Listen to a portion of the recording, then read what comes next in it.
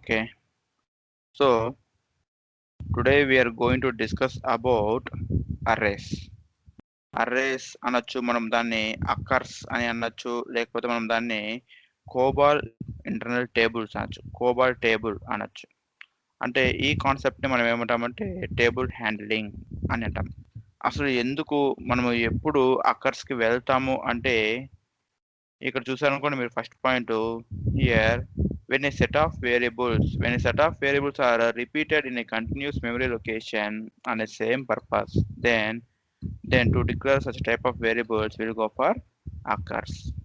ఓకేనండి. అంటే మీకు ఎలా చెప్పొచ్చు అంటే, ఇప్పుడు ఒక ఫైల్ తీసుకుందాం. మనం ఫైల్ ఏంటంటే ఒక స్టూడెంట్ డీటెయిల్స్ ఫైల్ తీసుకుందాం.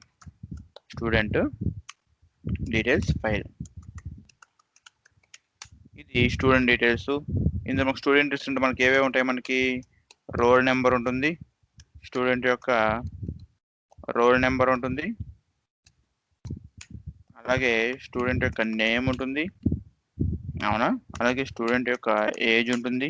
ఓకే, ఏజ్ ఇప్పుడు పక్కన పెట్టేద్దాం.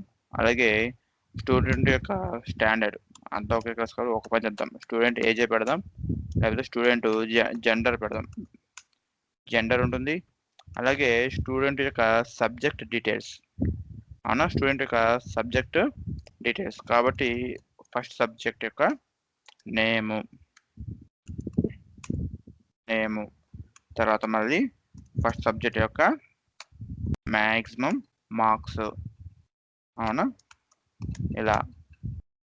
తర్వాత మళ్ళీ ఫస్ట్ సబ్జెక్ట్ యొక్క ఇంకేముంటాయి మనకి పాస్ మార్క్స్, ఇంకేముంటాయి మనకి ఫస్ట్ సబ్జెక్ట్ యొక్క అచీవ్డ్ మార్క్స్,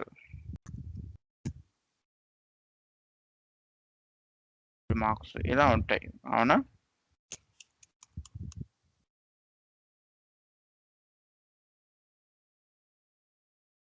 ఇలా ఉంటాయి. ఒక 1 మినిట్ అండి. స్టూడెంట్ నేము, student subject name, marks, achieved marks, అవునా. అలాగే ఒక సబ్జెక్టే ఉంటుందంటే ఉండదు, అవునా. మనకి అట్లీస్ట్ మినిమం మనకి ఎన్ని సబ్జెక్ట్స్ ఉంటాయి, ఒక 4 తీసుకుందాం. మనం ఎక్కువ కూడా వద్దు, ఒక 4 తీసుకుందాం, ఇలా అన్నట్టు.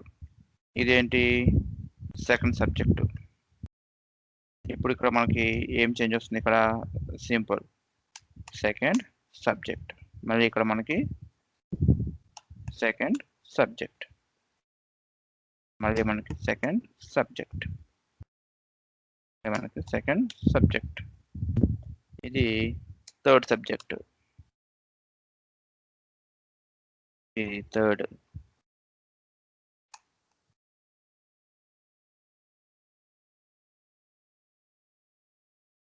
ఇది ఫోర్త్. ఇది స్క్రీన్ ట్రంకేట్ అవుతుంది కదా, కాబట్టి 3 సబ్జెక్ట్స్ అయితే తీసుకుందాం మనం, బెటర్గా ఉంటుంది.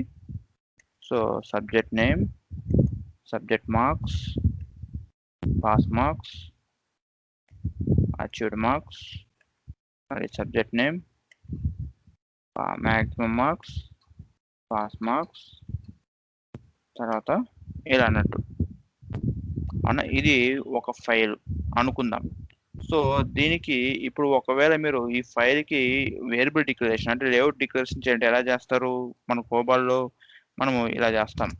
ఇది stdetails అని రాసి తర్వాత మీరు ఇక్కడ ఏం చేస్తారు, 05 అని చేసి ఇక్కడ NUM సీరియల్ నెంబర్, అయితే రోల్ నెంబర్ అనొచ్చు మనము, ఓకేనా, RNUM. కాబట్టి ఇక్కడ పిక్ x of 10 అంటే 10 డిజిట్ నెంబర్, అవునా. తర్వాత మళ్ళీ 05 స్టూడెంట్ నేమ్, తర్వాత మళ్ళీ పిక్ a of 10, లేకపోతే సింపుల్గా మనం ఏం చేద్దామంటే దీన్ని కట్ చేసి ఇక్కడ రాద్దాం.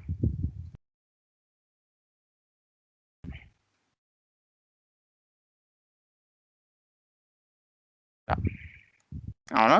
తర్వాత మళ్ళీ ఇంకా ఏముంటుంది మనకి ఇక్కడ యాజ్ పర్ దట్ లేఅవుట్ అయితే ఫైల్ అయితే మనం ఏం చేయాలి ఇక్కడ ఇప్పుడు జెండర్ అని చేసి మనము పిక్ ఆఫ్ ఏ ఆఫ్ 01 అని డిక్లేర్ చేస్తాం. అవునా? ఇక్కడ తర్వాత మనము 88 లెవెల్ నెంబరు మనకు తెలిసిందే. మేల్ వాల్యూ అయితే M అని, తర్వాత ఫీమేల్ వాల్యూ F అని, ఇలా. అవునా? తర్వాత ఇక్కడ మళ్ళీ ఇంకా మనం ఏమిస్తాం 05 తర్వాత స్టూడెంట్ సబ్జెక్ట్ డీటెయిల్స్. తర్వాత ఇక్కడ ఏమిస్తాం మనం ఇప్పుడు 10 అని చేసి తర్వాత మనం ఇప్పుడు ఇది subject 1 name pic of a of 10 తీసుకుందాం. తర్వాత మళ్ళీ ఏమవుతుంది ఇక్కడ తర్వాత మళ్ళీ సబ్జెక్ట్ 1 యొక్క మ్యాక్స్ మార్క్స్ మార్క్స్ అని పెడదాం, MARKS. So pic of maximum marks ఎంత ఉంటాయి మాకు నార్మల్గా 03 అంతే కదా, 100 కదా మనకి ఇది. తర్వాత సబ్జెక్ట్ 1 యొక్క పాస్ మార్క్స్ మనకి ఎప్పుడు కూడా 35 లేకపోతే 29 అవేవో ఉంటాయి కాబట్టి మనము 02. తర్వాత మళ్ళీ same 10 subject 1 achieved marks. So ఇక్కడ మళ్ళీ మనకి ఎన్ని మార్క్స్ అచీవ్ అని ఇలా ఉంటుంది. తర్వాత మళ్ళీ ఇంకా ఏమవుతాయి రిమైనింగ్ వాటికి కూడా రిమైనింగ్ 2 సబ్జెక్ట్స్ కూడా మనము ఇలా రాస్తాం అన్నట్టు. అవునా? దీనికి చేంజ్ ఏముంటుందంటే ఇక్కడ మనకి సబ్జెక్ట్ 2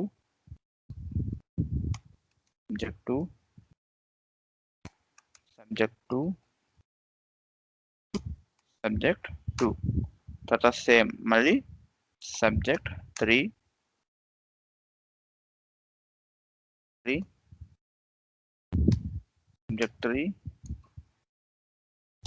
సబ్జెక్ట్ 3 ఒక జస్ట్ 3 సబ్జెక్ట్స్ తీసుకుందామండి చాలు. ఇలా అన్నట్టు మనము ఇక్కడ లేఅవుట్ని ఇలా డిక్లేర్ చేస్తాం. అవునా? లేఅవుట్ని ఇలా డిక్లేర్ చేస్తాం. అలాగే మనము తర్వాత ఏమిస్తాం మనం ఇక్కడ ఇలా పెట్టుకుంటాం. అవునా?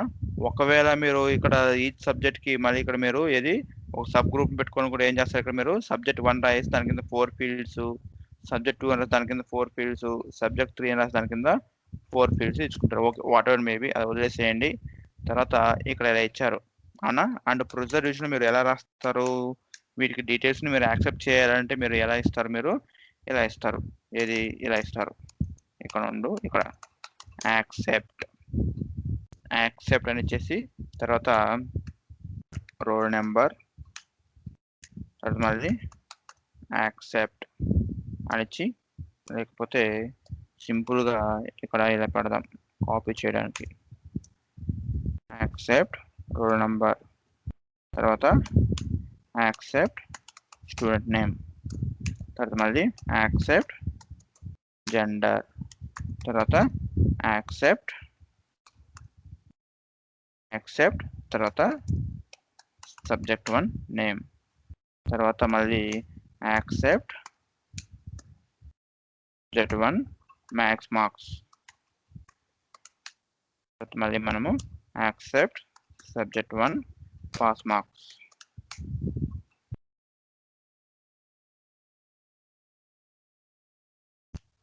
తర్వాత మళ్ళీ మీరు యాక్సెప్ట్ తర్వాత మళ్ళీ సబ్జెక్ట్ 1 అచీవ్డ్ మార్క్స్ ఇలా రాస్తారు. అవునా? ఇలా రాసి రిమైనింగ్ మళ్ళీ ఇంకేం చేస్తారు, మళ్ళీ ఇంకా రిమైనింగ్ ఫస్ట్ సబ్జెక్ట్కి సెకండ్ సబ్జెక్ట్కి ఇలా ఇస్తారు. అవునా? ఇలా తర్వాత మళ్ళీ దానికి డిస్ప్లే స్టేట్మెంట్స్ కూడా మీరు అలాగే పెట్టుకుంటారు. ఓకే, ఇక్కడ డిస్ప్లే కూడా మీరు చేయాలనుకుంటే మీరు ఏం చేస్తారు, ఇలా డిస్ప్లే అని చేసి తర్వాత స్టూడెంట్ డీటెయిల్స్ అని ఇస్తారు. ఇది ఎంటర్ రికార్డ్ని ఇది ఒకవేళ suppose if you want to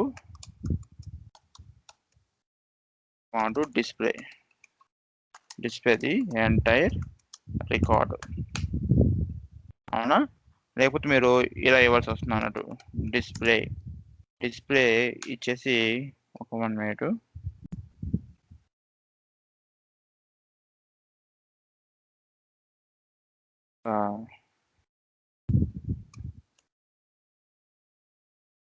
ఇవ్వచ్చు, లేకపోతే మీరు ఇక్కడ ఇచ్చుకుంటూ మీరు ఇక్కడ ఇలా ఇవ్వాల్సి వస్తుంది అన్నట్టు. ఇలా ఇవ్వచ్చు. Okay, whatever maybe. ఇక్కడ మనకు కావాల్సింది ఏంటంటే వీ నీడ్ టు లేకపోతే ఫైండింగ్ ది maximum marks ఇది achieved by the student and determining the pass or fail status. అవునా, ఇది నా యొక్క రిక్వైర్మెంట్. అంటే ఇప్పుడు మనము మ్యాక్సిమం మార్క్స్ మనము ఎలా తెలుసుకోగలం? మనము ఏం లేదు, మనం ఇలా just subject 1 plus subject 2 plus subject 3 ఇవన్నీ వేస్తే మనకి ఏమొస్తుంది? మనకి మ్యాక్సిమం మార్క్స్ వచ్చేస్తుంది. అవునా, అలాగే ఈ యొక్క particular student pass of fail అని తెలుసుకోవాలంటే ఏమవుతుంది? ఏం లేదు, ఒక ఇండికేటర్ పెట్టుకుంటాం. ఒక కౌంటర్ని మనము డిక్లేర్ చేసుకుంటాము. అలాగే కౌంటర్ డిక్లేర్ చేసుకొని ఈ యొక్క సబ్జెక్ట్ 1 యొక్క పాస్ మార్క్స్ని మనము చెక్ చేస్తాం. అవునా, అచీవ్డ్ మార్క్స్ని మనము చెక్ చేస్తాం. అచీవ్డ్ మార్క్స్ ఎలా ఉండాలి? Greater than or equals to pass marks ఉండాలి, అంతే కదా. మనకి ఇప్పుడు పాస్ మార్క్ 35 అంటే మనము ఒక అచీవ్డ్ మార్క్స్ మనకి 34 వచ్చాయనుకోండి, మనం పాస్ ఆఫ్ ఫెయిల్. అదే మనము ఒక 35 కానీ 35 కంటే ఎక్కువ కానీ వచ్చాయంటే మనకి అది పాస్. అలా మనం ఏం చేయాలి? ఇక్కడ సబ్జెక్ట్ 1 యొక్క achieved marks is greater than or is less than అయిందనుకోండి, less than S1 pass marks అంటే వాడు ఏమవుతాడు? ఫెయిల్. అవునా, అదర్వైజ్ వాడు పాస్ అవుతాడు. పాస్ అని మీనింగ్. అవునా, అలాగే మనము సబ్జెక్ట్ 2కి సబ్జెక్ట్ 3కి మనము క్యాలిక్యులేట్ చేసుకొని ఏదైనా ఒకటి ఫెయిల్ అయ్యాడు అనుకోండి, మనం ఏం చేస్తాము? యాడ్ +1 టు కౌంటర్ చేస్తాం. సో అప్పుడు ఏమవుతుంది? మనం కింద చెక్ చేసుకుంటాం అంటే ఇది if counter is greater than 1 then display this that particular student is failed in dash number of subjects అని చెప్పిస్తాం. అవునా, అంటే ఏంటి? ఇక్కడ మనం ఇలా యాక్సెప్ట్ చేసుకున్నాము, ఇలా మనం డిస్ప్లే చేసుకున్నాం. అలాగే ఇక్కడ మనం ఏం చెక్ చేస్తామంటే ఇప్పుడు if achieved marks is greater దాన్ ఇక్కడ సబ్జెక్ట్ 1 కాదు. సో ఇక్కడ if subject 1 of is greater దాన్, ఇక్కడ ఇలాగే రాసేద్దాము, బెటర్గా ఉంటుంది.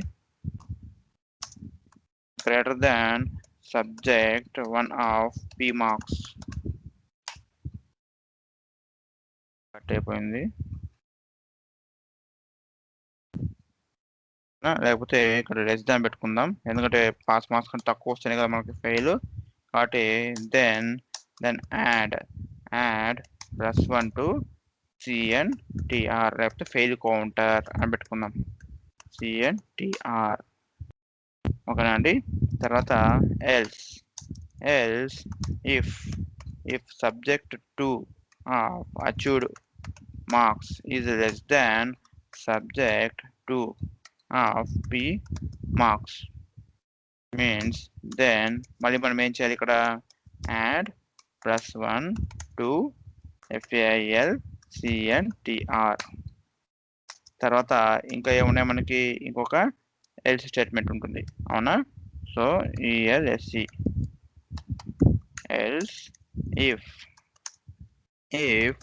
Subject 3 of A marks is less than subject 3 of P marks, pass marks, means again we are adding +1 to fail CNTR. ఇలా ఇస్తాం. అవునా, తర్వాత మళ్ళీ ఇక్కడ ఏం రాస్తాం మనం? ఇక్కడ end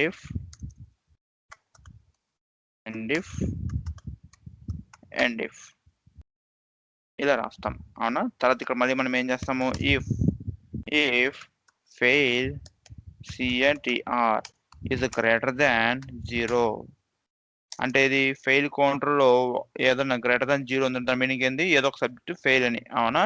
కాబట్టి ఇక్కడ మనం ఏం చేస్తామంటే display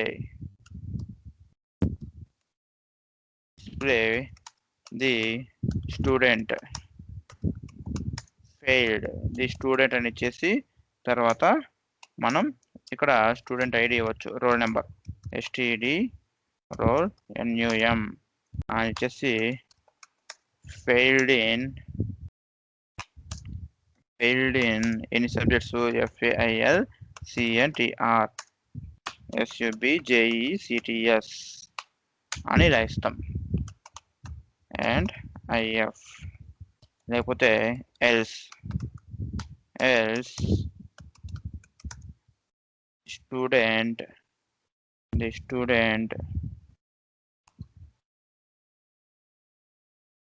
SSCD passed in all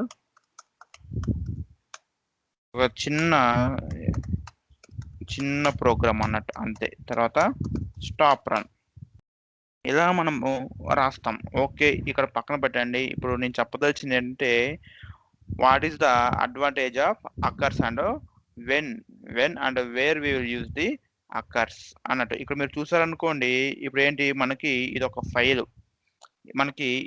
file, ఇందులో నాకు వచ్చి ఇక్కడ నాకు ఏది స్టూడెంట్ యొక్క రోల్ నెంబరు, తర్వాత నేము, తర్వాత జెండరు, తర్వాత ఫస్ట్ సబ్జెక్ట్ అంటే మ్యాథ్స్.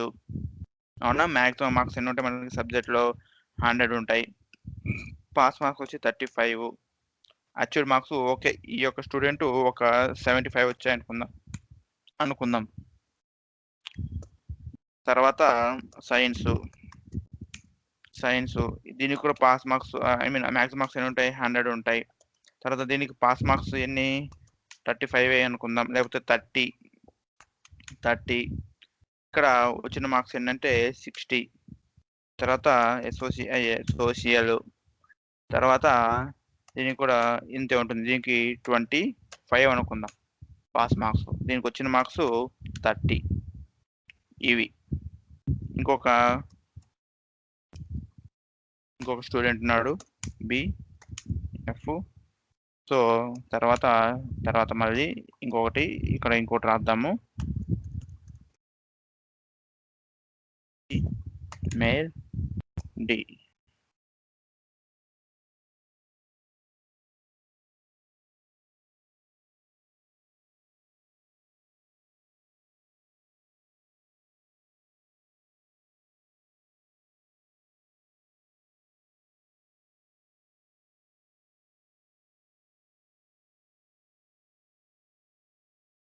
ఇక్కడ తర్వాత సెకండ్ స్టూడెంట్ ఇక్కడ వచ్చి 45, 75. తర్వాత ఇక్కడ 29. తర్వాత థర్డ్ స్టూడెంట్ ఇక్కడ 30, 25.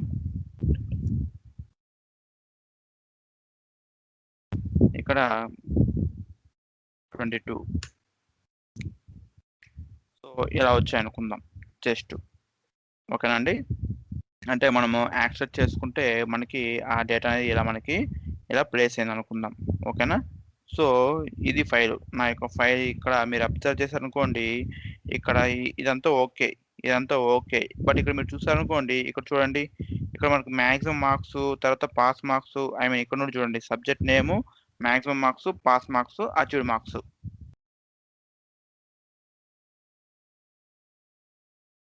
తర్వాత ఇది చూడండి, మ్యాక్సిమం సబ్జెక్ట్ నేము, తర్వాత maximum marks, pass marks and achieved marks. తర్వాత ఇక్కడ చూడండి, మళ్ళీ ఇక్కడ మీరు అబ్జర్వ్ చేసి ఇక్కడ ఏమొచ్చింది, మళ్ళీ మనకి సేమ్ టైప్ ఆఫ్ స్ట్రక్చర్ మళ్ళీ మనకి రిపీట్ అయింది.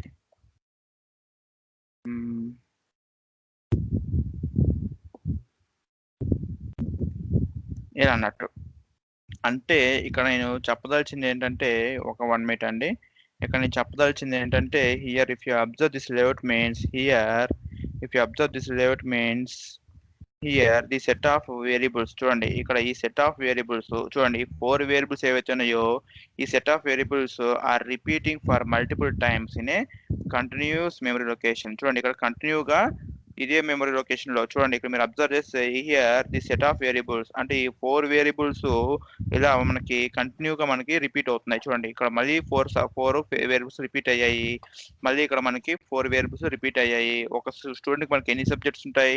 6 సబ్జెక్ట్స్ ఉంటాయి. అంటే మళ్ళీ ఇక్కడ మనకి ఫోర్త్ సబ్జెక్టు, తర్వాత ఇక్కడ మళ్ళీ మనకి ఫిఫ్త్ సబ్జెక్టు, తర్వాత ఇక్కడ మళ్ళీ మనకి సిక్స్త్ సబ్జెక్టు ఇలా మనకు రిపీట్ అవుతాయి అన్నట్టు.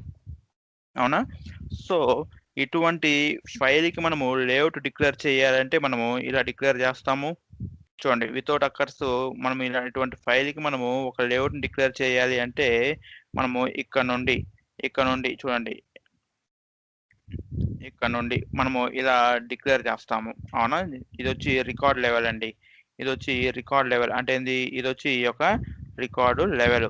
తర్వాత ఇవి వచ్చి దాని కింద ఉన్న ఫీల్డ్స్ అంటే roll number, name, gender and ఒక్కొక్క సబ్జెక్టు డీటెయిల్స్ అన్నట్టు. చూడండి ఒక ఫస్ట్ సబ్జెక్టు ఇది, తర్వాత సెకండ్ సబ్జెక్టు ఇది, తర్వాత థర్డ్ సబ్జెక్టు ఇది. ఇలా మళ్ళీ మనకు నెక్స్ట్ ఇంకా కొన్ని సబ్జెక్ట్స్ ఉన్నాయనుకోండి వాటిని కింద మనము డిక్లేర్ చేసుకుంటాం అన్నట్టు. అంటే ఈ లేఅవుట్ మనం ఇలా డిక్లేర్ చేసుకుంటాం. అలాగే మీరు అటువంటి లేఅవుట్కి మీరు ఒకవేళ డేటాని మీరు యాక్సెప్ట్ చేయాలనుకుంటే ఇలా మనము యాక్సెప్ట్ చేయొచ్చు. అవునా? అటువంటి డేటాని మీరు డిస్ప్లే చేయాలనుకుంటే ఇలా మీరు డిస్ప్లే చేయొచ్చు, డిస్ప్లే స్టేట్మెంట్స్ రాసి. అవునా? అలాగే అటువంటి రిపీటెడ్ స్ట్రక్చర్ని ఒకవేళ మీరు ఏదైనా ఒక లాజిక్ రాసి ఒక ఎలిమెంట్ని ఫైండ్ అవుట్ చేయాలంటే అంటే ఒక ఎలిమెంట్ పర్పస్ కోసము అంటే ఫైండ్ అవుట్ చేయాలన్నా సెర్చ్ చేయాలన్నా ఇలా ఏదైనా ఒక చిన్న లాజిక్ రాయాలంటే మనము ఇలా రాస్తాం. అవునా? ఇక్కడ నేను చెప్పదలిచింది ఏంటంటే ఇక్కడ నాకు రిపీటెడ్గా ఉంది కదా, సో నాకు ఈ స్ట్రక్చర్ రిపీటెడ్గా ఉంది. ఎక్కడ ఉంది మనకు రిపీటెడ్గా? నాకు మల్టిపుల్ టైమ్స్ రిపీట్ అవుతుంది. అది కూడా ఎక్కడ?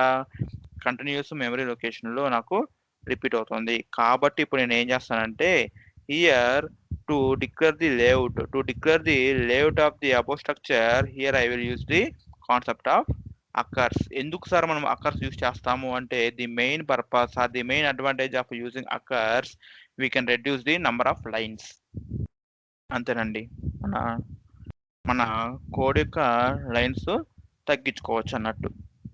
సో అదన్నట్టు. ఇక్కడ చూసారనుకోండి మీరు ఇక్కడ చూడండి when a set of variables చూడండి ఇక్కడ when a set of variables నేను మీకు ఇందాక చెప్పింది ఏంటంటే అక్కడ చూడండి when a set of variables are repeated in a continuous memory location అనే same purpose then occurs can be used to declare the structure of the variables. అంటే దాని మీనింగ్ ఏంటంటే ఇక్కడ చూడండి here the set of variables చూడండి ఇక్కడ ఈ set of variables are repeating multiple times. చూడండి here the set of variables are repeating for multiple times in a continuous memory location. అంటే ఇక్కడ ఒకే లొకేషన్ లో మనకి ఈ సెట్ ఆఫ్ వేరియబుల్స్ మనకి రిపీట్ అవుతున్నాయి. కాబట్టి టు డిక్లేర్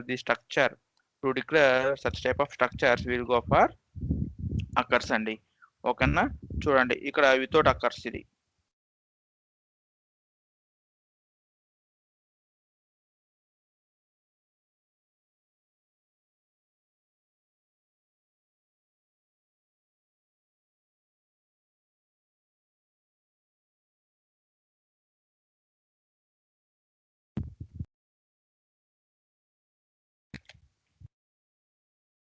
ఇలా అన్నట్టు.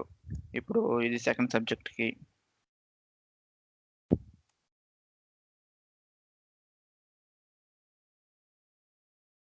ఇది థర్డ్ సబ్జెక్ట్ కి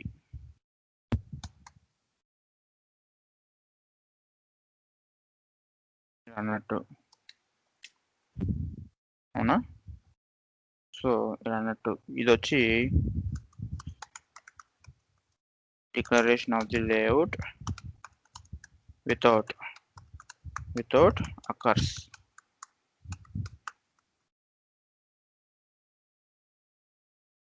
అండి ఇది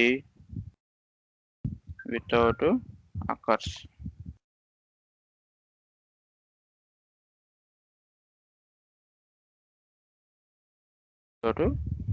అన్నట్టు.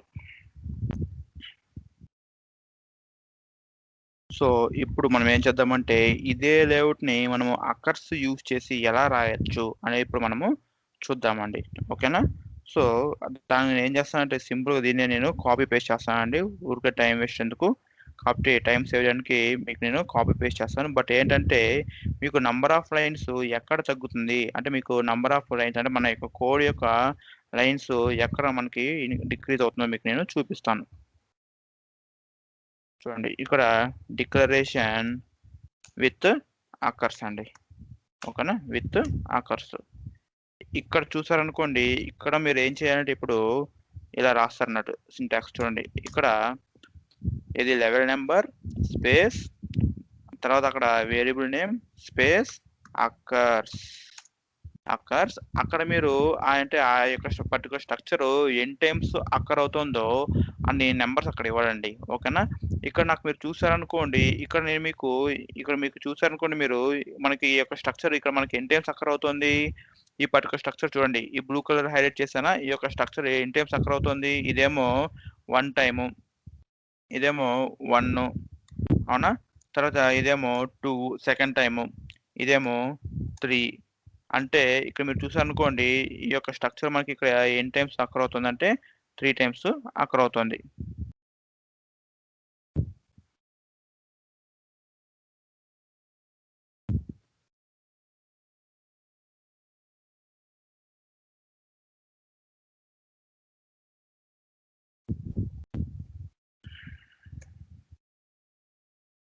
చూడండి ఇదేమో ఫస్ట్ అక్కర్. ఇదేమో మనకి సెకండ్ అక్కర్. ఇదేమో మనకి థర్డ్ అక్కర్. అవునా? ఇలా మనకి 3 టైమ్స్ అక్కర్ అవుతుంది. కాబట్టి మనం ఏం చేయాలంటే ఇప్పుడు మనము ఇలా రాయాలన్నట్టు 05 student details occurs 3 times. 3 times అని ఇస్తాం. తర్వాత ఇక్కడ మనము సబ్జెక్ట్ 1, సబ్జెక్ట్ 2 అలా మనం రాయాల్సిన అవసరము లేదు. సింపుల్‌గా మనము ఇలా ఇస్తాం అంతే. సబ్జెక్ట్ నేమ్ మీకు గుర్తుందో లేదో సి లాంగ్వేజ్‌లో మనకి అర్రేస్ అనే కాన్సెప్ట్ మనకొచ్చిందండి. ఓకేనా? అర్రేస్ కాన్సెప్ట్ ఇక్కడ మనము అక్కర్స్ అని అంటాం. ఓకేనా అండి? ఇక్కడ మనము అర్రేస్ అన్నా లేకపోతే అక్కర్స్ అన్నా లేకపోతే ఇంటర్నల్ టేబుల్ ఓకేనా అండి? ఇంటర్నల్ టేబుల్ అన్న ఒక్కటే. ఓకేనా అండి? మీరు కన్‌ఫ్యూజ్ అవ్వకూడదు. ఇక్కడ ఈ 3 ఒకటే అండి. అర్రేస్ అన్నా, అక్కర్స్ అన్నా, ఇంటర్నల్ టేబుల్ అన్నా ఒక్కటేనండి. ఓకేనా? సో ఇలా మనము డిక్లేర్ చేస్తాం. తర్వాత ప్రొసెసర్ డివిజన్‌లో కూడా మనము ఇలా రాయమండి. మనం సింపుల్‌గా ఇక్కడ ఎలా రాస్తామంటే పర్ఫార్మ్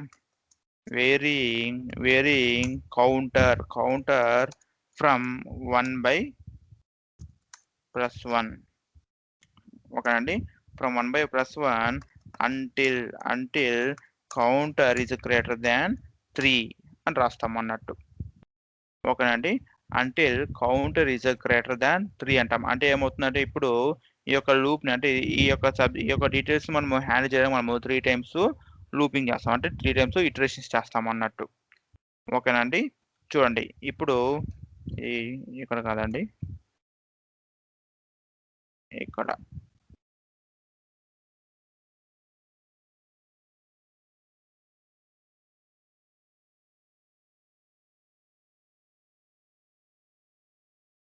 సో ఇలా పెడతాం అన్నట్టు.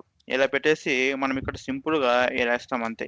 చూడండి సబ్జెక్టు 1 తీసేసి ఇక్కడ ఓన్లీ సబ్జెక్ట్ మాత్రమే పెడతాం అన్నట్టు.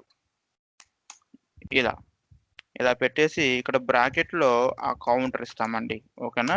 ఇక్కడ బ్రాకెట్స్‌లో మనము కౌంటర్ ఇస్తాం. నేను మీకు ఎక్స్‌ప్లెయిన్ చేస్తాను. ఇది ఎలా వర్కౌట్ అవుతుంది అని చెప్పి క్లియర్‌గా నేను మీకు ఎక్స్‌ప్లెయిన్ చేస్తాను. సో మీరు నో నీడ్ టు వర్రీ.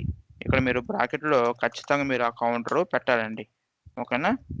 చూడండి ఇక్కడ మీరు ఆ బ్రాకెట్‌లో కౌంటర్‌ని పెట్టాలి. తర్వాత రిమైనింగ్ ఇవన్నీ మీరు తీసేయొచ్చు. డిలీట్. ఇక్కడ end perform PERFORM end perform. తర్వాత మళ్ళీ ఇక్కడ సేమ్ అంతేనండి. ఇక్కడ కూడా అంతే మీరు పర్ఫార్మ్ అంటే ఇదే స్టేట్మెంట్ ఇస్తారన్నట్టు. ఇదే స్టేట్మెంట్ మీరు ఇక్కడ ఇలా ఇస్తారు.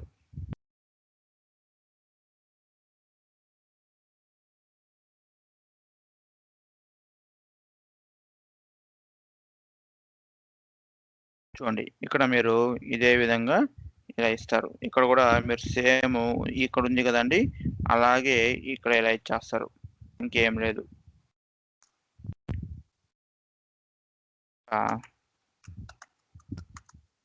అండ్ పర్ఫార్మ్ ఎడిట్ అండి. తర్వాత ఇక్కడ కూడా అంతేనండి. ఇక్కడ కూడా మనం ఇలా సేమ్ ఇలా పర్ఫార్మ్ ఇచ్చేస్తాం. ఇలా పర్ఫార్మ్ చేసి ఇక్కడ మనం కోడ్ ఇదంతా రాయమండి. ఇదంతా రాయకుండా సింపుల్‌గా ఏమవుతుందంటే ఇక్కడ ఇలా ఇచ్చేస్తారు మీరు.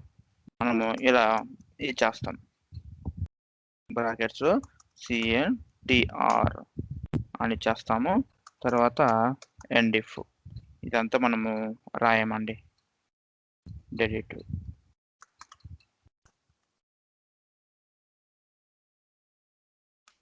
ఇలా ఇస్తామన్నట్టు.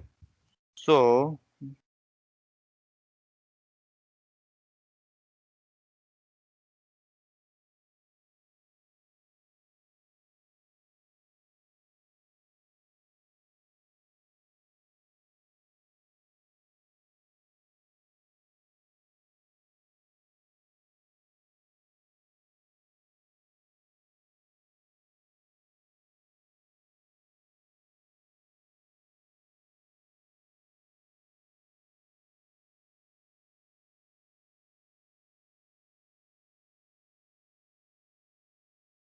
మీరు ఇలా రాస్తారండి. ఓకేనా? ఇక్కడ మీరు అబ్జర్వ్ చేశారనుకోండి, మీకు ఇక్కడ మీకు డిఫరెన్స్ ఏమొచ్చింటుంది అంటే 1 మినిట్ మనం ఇది కూడా మనం ఇక్కడ తగ్గించేద్దాం. ఈ మధ్యలో ఇన్ని స్పేస్ ఎందుకు అవసరం లేదు కదా!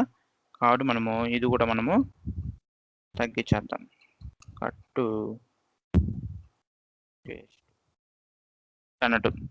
ఇక్కడ మీరు అబ్జర్వ్ చేశారనుకోండి, ఇదొచ్చి మనకి వితౌట్ అకర్స్, ఇదొచ్చి మనకి విత్ అకర్స్ అండి. ఓకేనా? ఇక్కడ మనకు చూడండి ఇక్కడ మనము ఇది డెఫినిషన్ చెప్పుకున్నామనుకోండి, మనం ఇలా చెప్పుకోవచ్చన్నట్టు. డెఫినిషన్ వచ్చి 1 మినిట్ అండి. యాహ్! డెఫినిషన్ వచ్చి చూడండి ఇక్కడ suppose when a set of variables when a set of variables are repeating అనొచ్చు లేకపోతే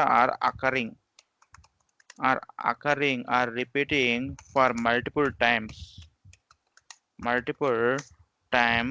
in a continuous memory location.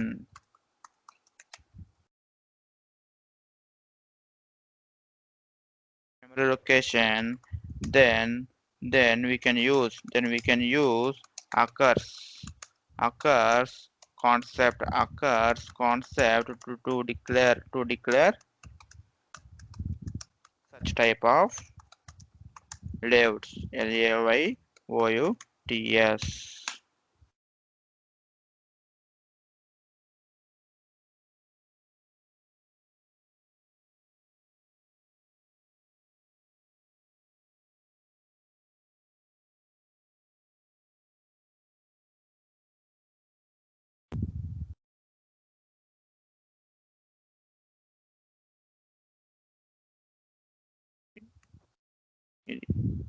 ఇలా అనొచ్చు. అంటే ఇక్కడ మనం ఏం చెప్పాము ఇక్కడ చూడండి when a set of variables are occurring for multiple times in a continuous memory location, then we can use occurs concept to declare such type of layouts. అంటే ఇక్కడ మనం ఏం చెప్తున్నామంటే ఇక్కడ చూడండి ఈ యొక్క set of variables are occurring for multiple times in a continuous memory location. So to declare such type of layout we can use the occurs concept. ఓకేనండి. ఇక్కడ చూడండి ఇది ఫస్ట్ అకరెన్స్ అండి. ఇది ఫస్ట్ అకరెన్స్ అంటే 1, ఇది 2, తర్వాత ఇది 3 ఇలా అన్నట్టు. ఇలా మనకి ఎన్ని అకర్స్ కావాలంటే అన్ని అకర్స్ మనము పెట్టుకోవచ్చండి. ఓకేనా? ఇక్కడ ఒక 1 మినిట్ అండి.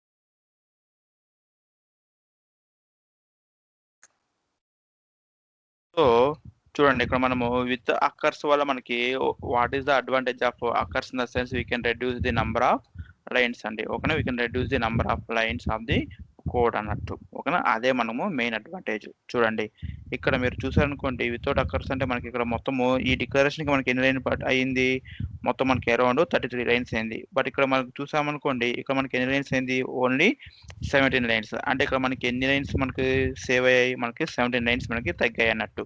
తర్వాత ఇక్కడ మీరు చూసారనుకోండి ఈ ఈ యాక్సెప్ట్ చూసారనుకోండి ఇక్కడ మీకు జస్ట్ బ్రీఫ్గా రాస్తాను అంతే ఇక్కడ అంతా మీకు. అవునా, సో ఇక్కడ మీకు ఇది మొత్తం 22 లైన్స్ అయింది.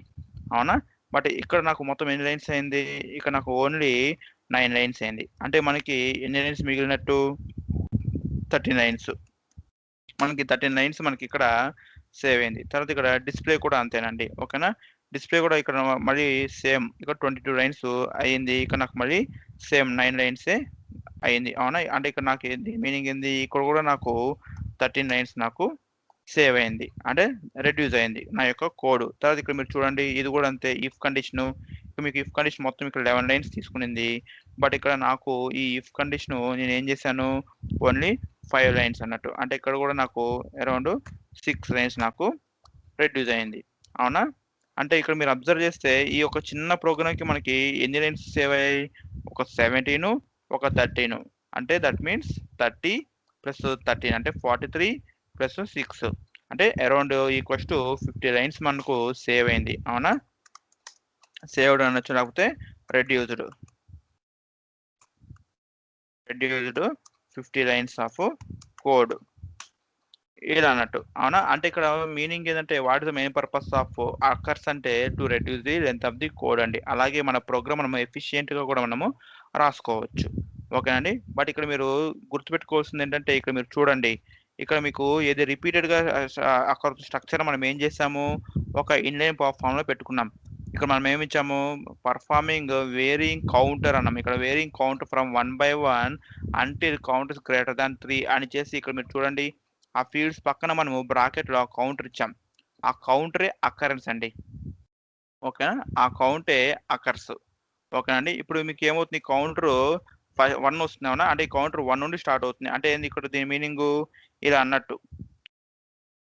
ఇది ఏమవుతుంది, ఇది మీకు ఇలా వస్తుంది. అవునా, ఇలా అన్నట్టు. అవునా, ఈ కౌంటర్ మనకి ఫస్ట్ ఎంత ఉంటుంది, వాల్యూ ఎంత ఉంటుంది అంటే కౌంటర్ ఆఫ్ 1. అవునా, సబ్జెక్ట్లో మనకు బ్రాకెట్స్లో 1 వస్తుంది. అంటే ఏంది, ఫస్ట్ అకరెన్స్ అని దాని మీనింగ్. అంటే ఫస్ట్ అకరెన్స్ అంటే ఏంటి, ఇది. ఇప్పుడు మీరు యాక్సెప్ట్ చేసిన డీటెయిల్స్ అన్ని ఇందులో స్టోర్ అవుతాయి. అంటే ఇప్పుడు ఇంకొక స్టూడెంట్ తీసుకుందాము, ఇలా అన్నట్టు. వీడు డి. ఓకేనా, వీడు డి, తర్వాత ఎఫ్. ఇప్పుడు మీరు ఇక్కడ ఇచ్చారు కదా, ఇక్కడ మీరు చూడండి ఇక్కడ మీకు ఈ accept statement equals to any times అంటే ఇక్కడ చూడండి ఇక్కడ 4 యాక్సెప్ట్ స్టేట్మెంట్స్ ఉన్నాయి. 4 ఇంటూ ఇది 3 టైమ్స్ అక్కర్ అవుతుందని చెప్పా. అంటే 4 ఇంటూ 3 అంతా ఇవి మొత్తము 12 యాక్సెప్ట్ స్టేట్మెంట్స్తో సమానం. చూడండి ఫస్ట్ మీరు ఏం చేస్తున్నారు, perform wearing counter from 1 by 1 until counter is greater than 3 అన్నారు. కాబట్టి ఇక్కడ మీకు ఫస్ట్ 1తో స్టార్ట్ అవుతుంది. So subject name of 1, subject maximum marks of 1, subject pass marks of 1, subject achieved marks of 1 అంటే ఫస్ట్ అకరెన్స్లో స్టోర్ అవుతుంది అన్నట్టు. సో మీరు అక్కడ ఏది సిస్టమ్ రిజిస్టర్లో మీరు ఎంటర్ చేసే డీటెయిల్స్ అన్ని మీకు ఇక్కడ ఇలా స్టోర్ అవుతాయి. ఫస్ట్ అకరెన్స్లో మ్యాథ్స్, తర్వాత 100, తర్వాత ఇక్కడ మళ్ళీ మీకు మ్యాక్సిమం మార్క్స్ వచ్చి మీ పాస్ మార్క్స్ వచ్చి 35, తర్వాత అచీవ్డ్ మార్క్స్ వచ్చి మీకు అరౌండ్ ఒక 89 అనుకుందాం అలా. తర్వాత ఇప్పుడు ఏమవుతుంది మీకు ఇక్కడ చూడండి మళ్ళీ మీకు ఏమవుతుంది, ఇది ఈ కౌంటర్ అనేది +1 అవుతుంది. అంటే ఏమవుతున్నప్పుడు ఈ కౌంటర్ అనేది 2 అవుతుంది. సో ఈ కౌంటర్ అనేది ఇలా 2 అవుతుంది,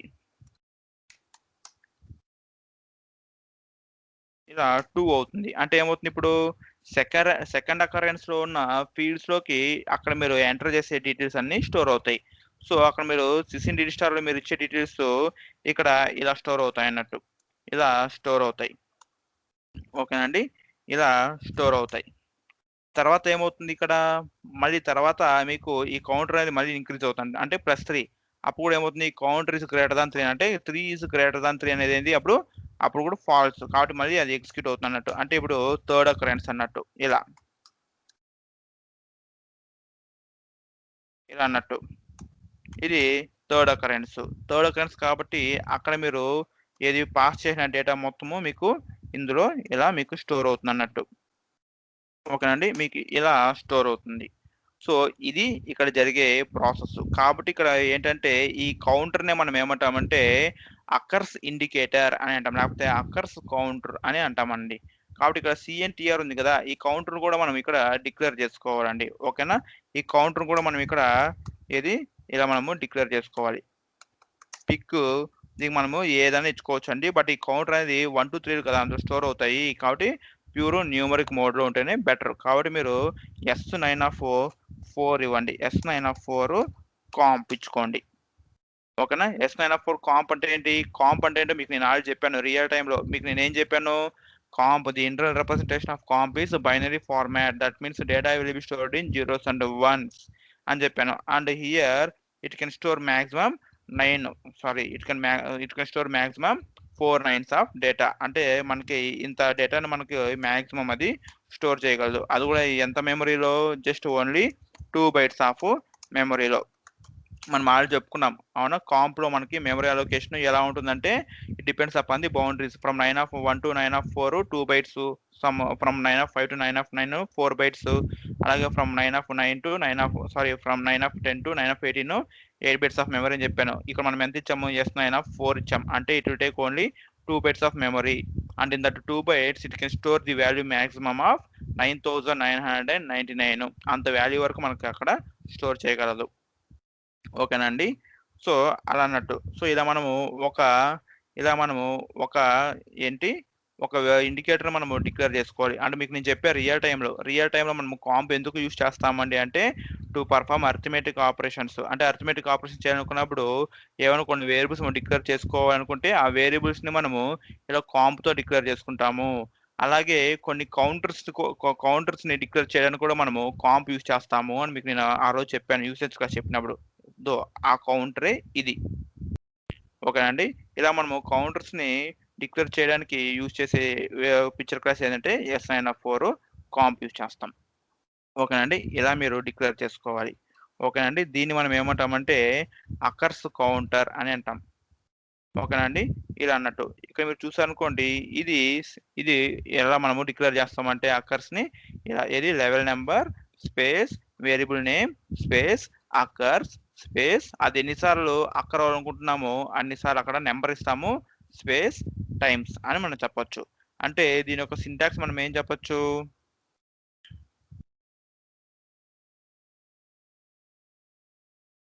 సో సింటాక్స్ ఫర్ అక్కర్స్ మనం ఇక్కడ ఏం చెప్పొచ్చు? లెవెల్ నెంబర్ అంతేనా? Level number space variable name and space variable name space occurs.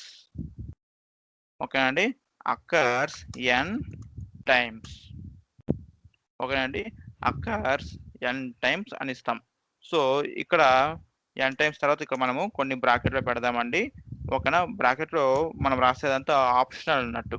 ఓకేనా? అది ఎప్పుడు యూజ్ చేస్తామని మీకు నేను చెప్తానండి. ఓకేనా? ఇక్కడ స్క్వేర్ బ్రాకెట్లో పెడదాము. ఇక్కడ చూడండి ASCN ascending key or descending key is అని ఇక్కడ ఇంకో మనము వేరియబుల్ నేమ్ ఇస్తాం. తర్వాత ఇక్కడ indexed by INDEXED indexed by అని ఇచ్చేసి మనము ఇండెక్స్ కౌంటర్ ఇస్తాం అన్నట్టు. ఓకేనండి. ఇది సింటాక్స్ అండి.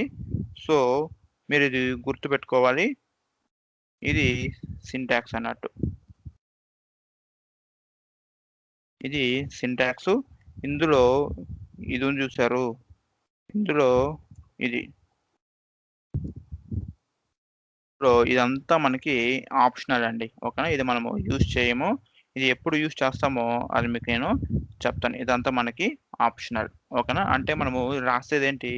Only level number. చూడండి మనం ఇప్పుడు ఎక్కువగా మనం రియల్ టైమ్‌లో యూజ్ చేసేది ఏంటి అంటే ఓన్లీ లెవెల్ నెంబరేనండి. ఓకేనా? ఓన్లీ ఇక్కడ వరకే మనము యూజ్ చేస్తాం. ఇది వరకు మాత్రమే మనం యూజ్ చేస్తాం. చూడండి ఇక్కడ మనం ఏమి ఇచ్చాము? లెవెల్ నెంబరు 05 ఇచ్చాము. తర్వాత వేరియబుల్ నేమ్ అంటే I mean S hyphen subject hyphen details అని ఇచ్చాము. తర్వాత అకర్స్, తర్వాత ఎన్ టైమ్స్ అక్కర్ అనుకున్నాము అన్ టైమ్స్ ఇక్కడ ఇలా ఇచ్చాం 3 టైమ్స్ అని చెప్పి. చూడండి ఇక్కడ నేను స్లైడ్లో మీకు అదే మెన్షన్ చేస్తాను. ఇక్కడ చూడండి here when a set of variables are repeated in a memory location on a same purpose, then occurs can be used to declare such type of structure and it is similar to arrays in other languages. అంటే మన C language లో arrays ఉంది కదా, arrays ని ఇక్కడ మనము occurs అని అంటాము, లేకపోతే అర్రేస్ అని కూడా అనొచ్చు ఇక్కడ కూడా మనము, లేకపోతే టేబుల్ కోబాల్లో టేబుల్ అంటామండి దీన్ని. ఓకేనా, కోబాల్లో మనము టేబుల్ అంటాం. ఒక 1 మినిట్ అండి.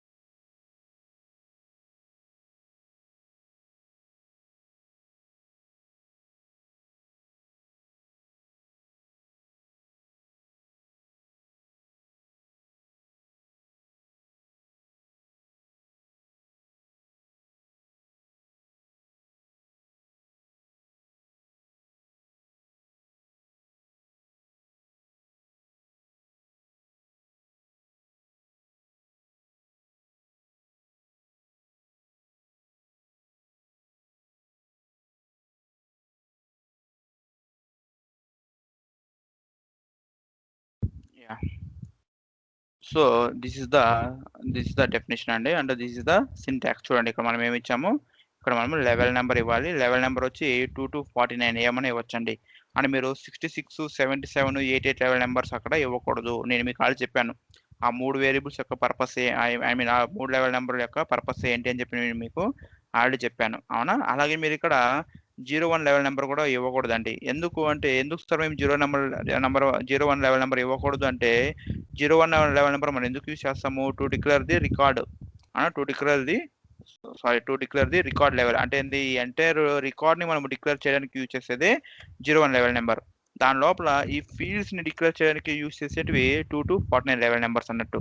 సో ఇక్కడ మనకి ఏం రిపీట్ అవుతుంది, ఇక్కడ ఈ ఫీల్డ్స్ రిపీట్ అవుతున్నాయి, అంతేగాని ఇక్కడ ఈ ఎంటైర్ రికార్డు రిపీట్ అవడం లేదు కంటిన్యూగా. కాబట్టి ఇక్కడ ఈ పర్టికులర్ ఫీల్డ్స్ మాత్రమే రిపీట్ అవుతున్నాయి. కాబట్టి ఇక్కడ మనము 2 to 49 లెవెల్ నెంబర్సే ఇవ్వాలి మనం అకర్స్ ని డిక్లేర్ చేయడానికి. అందుకోసమే ఇక్కడ మీరు చూడండి, ఇక్కడ మీరు చూస్తే ఇక్కడ నేను లెవెల్ నెంబర్ 2 to 49 అని ఇచ్చాను. అంటే మీరు you must and should use only in between the range of 2 to 49 level numbers only to declare the occurs. తర్వాత ఇక్కడ మనము వేరియబుల్ నేమ్ ఇస్తాము, తర్వాత అకర్స్ ఇస్తాం, తర్వాత ఎన్ టైమ్స్ అంటే here N stands for numeric అండి, న్యూమరిక్ వాల్యూ. మీరు ఎన్నిసార్లు అక్కర్ చేయాలనుకుంటున్నారో అన్నిసార్లు మీరు ఇక్కడ ఇవ్వచ్చు అన్నట్టు. తర్వాత ఇక్కడ అసెండింగ్ ఆర్ డిసెండింగ్ కి ఈజ్ అని చేసి ఇక్కడ ఇంకొక వేరియబుల్ నేమ్ ఇస్తాము, ఇది మీకు చెప్తాను. తర్వాత ఇండెక్స్డ్ బై అని ఇక్కడ మనం ఒక ఇండెక్స్ కౌంటర్ని ఇస్తాం. ఇది కూడా నేను మీకు ఎప్పుడు యూజ్ చేస్తామని నేను మీకు చెప్తానండి, ఓకేనా. ఇక్కడ మీరు చూసారనుకోండి, ఈ యొక్క ఫైల్ యొక్క లేఅవుట్ ఎన్ని బైట్స్ ఆక్యుపై చేసుకుంటూ చూద్దాం. ఇక్కడ చూడండి 10, 20 + 1 21, ఇక్కడ వరకు చూస్తే 21 బైట్స్, ఇక్కడ వరకు చూస్తే 21. తర్వాత ఇక్కడ చూడండి 10, 3 to 15 + 2 అంటే 17 అండి, అవునా. ఇక్కడ వరకు చూస్తే ఇది 17. తర్వాత మళ్ళీ ఈ సెకండ్ స్ట్రక్చర్ కూడా మనకి ఏమో ఎంత ఆక్యుపై చేసుకుంటుంది, 17. తర్వాత ఇది కూడా మనకి 17, అవునా. ఇక్కడ మనకి మన యొక్క ఫైల్ యొక్క లెంత్ ఎంత, ఇప్పుడు మొత్తం మనకి 72 బైట్స్, అవునా. ఇక్కడ చూడండి ఇక్కడ మనకి సమ్ కనబడుతుంది, ఇక్కడ మనకి 72 బైట్స్ అన్నట్టు. అంటే దీని యొక్క టోటల్ ఎంత అంటే మనకి 72 బైట్స్. మరి ఇక్కడ ఎన్ని బైట్స్ ఆక్యుపై చేసుకుంటుందో మనము ఇక్కడ చూద్దాం. చూడండి ఇక్కడ మనకి ఎంత, ఇది 10, 20 + 1 అంటే ఇక్కడ మనకి ఇది 21 బైట్స్. తర్వాత ఇక్కడ చూడండి ఇక్కడ 10, 3 అంటే 13 + 2 15 + 2 ఎంత అండి, 17, అవునా. 17 ఇక్కడ మనం ఏమి ఇచ్చాము, అక్కర్స్ ఫర్ 3 టైమ్స్ అన్నాం, అంటే 17 × 3 అండి. 17 × 3 అంటే ఎంత మనకి, 17 3 నాకు గుర్తులేదు. 1 మినిట్. 17 3 జా 51 అవునా? 17 3 జా 51 ఇలా అన్నట్టు అవునా? అంటే 51 ఒక 21 ఎంత అండి? ఈక్వల్స్ టు 72 ఈక్వల్స్ టు 72 అంటే ఇక్కడ మీరు అబ్జర్వ్ చేస్తే ఇక్కడ ఈ లేఅవుట్లో అండ్ ఈ లేఅవుట్లో మనకి ఏమవుతుంది, ఈక్వల్ నెంబర్ ఆఫ్ బైట్స్ అనేది ఆక్యుపై చేసుకుంటుంది. బట్ డిఫరెన్స్ ఏంటండి అంటే ఇక్కడ మనము వితౌట్ అక్కర్స్ అంటే మన కోడ్ యొక్క లెంత్ పెరుగుద్ది, ఇక్కడ విత్ అక్కర్స్ అంటే మన కోడ్ యొక్క లెంత్ తగ్గుద్ది. అంతే డిఫరెన్స్, ఇంకేమీ లేదు. సో అక్కర్స్ అంటే అకరెన్సెస్ అండి. ఇక్కడ first occurrence, second occurrence, third occurrence అని రిపీట్ అవుతున్నట్టు చూడండి. ఇక్కడ ఇదంతటిని కలిపి మనము ఒక అకరెన్స్ అని అంటాం. కాబట్టి మనము ఒకవేళ ఈ అక్కర్స్ లో ఇక్కడ చూడండి, మీరు ఈ అక్కర్స్ లో యూజ్ చేసిన ఫీల్డ్స్ చూడండి, ఈ అక్కర్స్ లో మీరు యూజ్ చేస్తున్న ఫీల్డ్స్ మీరు ఎక్కడన్నా యూజ్ చేయాలంటే, హ్యాండిల్ చేయాలంటే ఖచ్చితంగా ఆ ఫీల్డ్ పక్కన మీరు ఇలా బ్రాకెట్ లో ఆ యొక్క కౌంటర్ని ఇవ్వాలండి. ఓకేనా? ఈ యొక్క కౌంటర్ ఇవ్వాలి. సో ఈ కౌంటర్ ఏ వాల్యూ అయితే ఉంటుందో ఆ యొక్క పర్టికులర్ అకరెన్సే మనకు రెఫర్ అవుతుందండి. ఓకేనా? చూడండి ఇక్కడ మనకి కౌంటర్లో అంటే ఇక్కడ ఈ బ్రాకెట్ కౌంటర్ ఉంది కదా, ఆ కౌంటర్ అనే వేరియబుల్ 1 అనే వాల్యూ ఉందనుకోండి, అప్పుడు మనకు ఓన్లీ ఫస్ట్ అకరెన్స్ మాత్రమే హ్యాండిల్ అవుతుంది. తర్వాత కౌంటర్ మనకి 2 ఉందనుకోండి, అప్పుడు మనకు ఓన్లీ సెకండ్ అకరెన్స్ మాత్రమే మనకి హ్యాండిల్ అవుతుంది. అలాగే మనకి ఒక 3 అనేది అంటే ఆ కౌంటర్ మనకు 3 ఉందనుకోండి, అంటే ఒక థర్డ్ అకరెన్స్ మాత్రమే మనకి హ్యాండిల్ అవుతుందండి. ఓకేనా? అది అన్నట్టు. సో దానికోసం మనం దీన్ని ఏమంటామంటే అక్కర్స్ అంటాము, లేకపోతే అర్రేస్ అంటాం. సి లాంగ్వేజ్ లో కూడా మనం ఇక్కడ ఇలా మనం ఇస్తామండి, బ్రాకెట్ లో మనము ఒక కౌంటర్ వాల్యూ ఇస్తాం. అక్కడ ఇది మనము వేరియబుల్ నేమ్ ఇచ్చేసి ఇలా బ్రాకెట్స్ లో మనము ఇది అర్రేస్ ని స్పెసిఫై చేస్తాం. సి లాంగ్వేజ్ లో కూడా ఇక్కడ కూడా అంతేనండి. చూడండి ఇక్కడ this is the syntax and this is the example అంటే చూడండి, మనం ఇందాక ఇది చేసాం, student details occurs n times, మనం అక్కడ 3 టైమ్స్ ఇచ్చాం.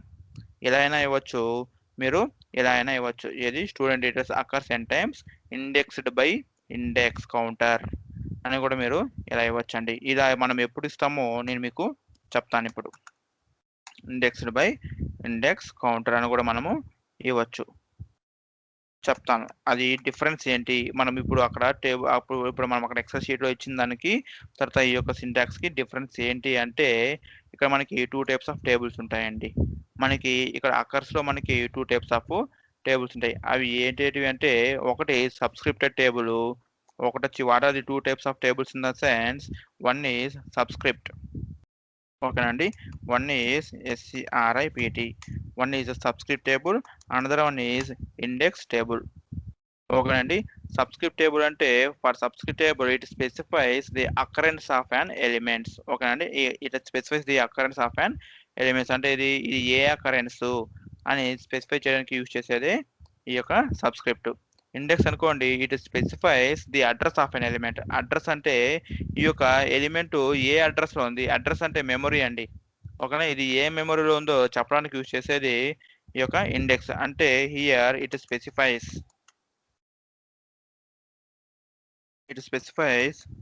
The occurs of an element. ఓకేనండి, అదే ఇండెక్స్ అనుకోండి, ఇక్కడ ఇండెక్స్ అనుకోండి, it specifies ECIFIS, it specifies the address of an element. ఓకేనండి, and here for subscript we have to declare the counter అండి. ఓకేనా, for subscript we have to declare the subscript counter CNTR. ఓకేనండి, for subscript we have to declare the subscript counter, but for index no need to declare అన్నట్టు. Here we no need to declare the index counter and we here no need to declare the index counter. That means here it will take implicit, it will take internal declaration అన్నట్టు. అంటే ఏంటంటే ఇక్కడ మీరు చూడండి, ఇక్కడ మీరు ఈ యొక్క పర్టికులర్ కౌంటర్ ఇక్కడ మీరు చూసారు కదా, ఇక్కడ మీరు కౌంటర్ అని ఇచ్చారు, ఇక్కడ బ్రాకెట్స్ మీరు కౌంటర్ ఇచ్చారు. ఆ కౌంటర్ని ఇక్కడ మీరు వర్కింగ్ స్టోర్ సెక్షన్ లో మీరు డిక్లేర్ చేయండి. ఓకేనా, ఈ టైప్ ఆఫ్ టేబుల్స్ మనం ఏమంటామంటే సబ్స్క్రిప్ట్ టేబుల్ అంటాం. అదే మీరు ఇండెక్స్ టేబుల్ అనుకోండి, మీరు ఇలా రాస్తారు అన్నట్టు అంతే. ఇప్పుడు ఇది ఉంది కదా, దీన్నే మీరు ఎలా ఇస్తారంటే మీరు ఇలా ఇస్తారు. ఇది INDEXED ఇండెక్స్డ్ బై అని చెప్పేసి మీరు తర్వాత ఇక్కడ CNTR అని ఇస్తారు. అంటే ఇండెక్స్ కౌంటర్ మీరు ఏ నేమని ఇచ్చుకోవచ్చు అండి. ఇలా ఇచ్చారనుకోండి, అప్పుడు మీరు ఇక్కడ CNTR అనే వేరియబుల్ని మీరు ఇక్కడ డిక్లేర్ చేసిన అవసరం లేదు.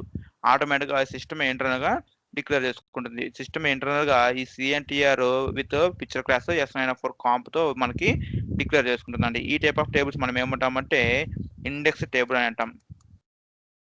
ఇండెక్స్ టేబుల్ అని అంటాం. అదే ఈ టైప్ ఆఫ్ టేబుల్ మనం ఏమంటామంటే SCRIPT సబ్స్క్రిప్ట్ టేబుల్ అని అంటామండి. ఇలా మనకి 2 టైప్స్ ఉంటాయి. ఓకేనండి. ఇదేమో ఇండెక్స్ ఎప్పుడు మనం ఎలా సార్ ఐడెంటిఫై చేయొచ్చు అది ఇండెక్స్ టేబుల్ సబ్స్క్రిప్ట్ టేబుల్ అంటే, ఒకవేళ ఇక్కడ మీరు ఓన్లీ అక్కర్స్ అని ఇచ్చేసి అక్కర్స్ ఫర్ n టైమ్స్ అని ఇక్కడ వరకు మీరు ఇచ్చారంటే అది సబ్స్క్రిప్ట్ టేబుల్.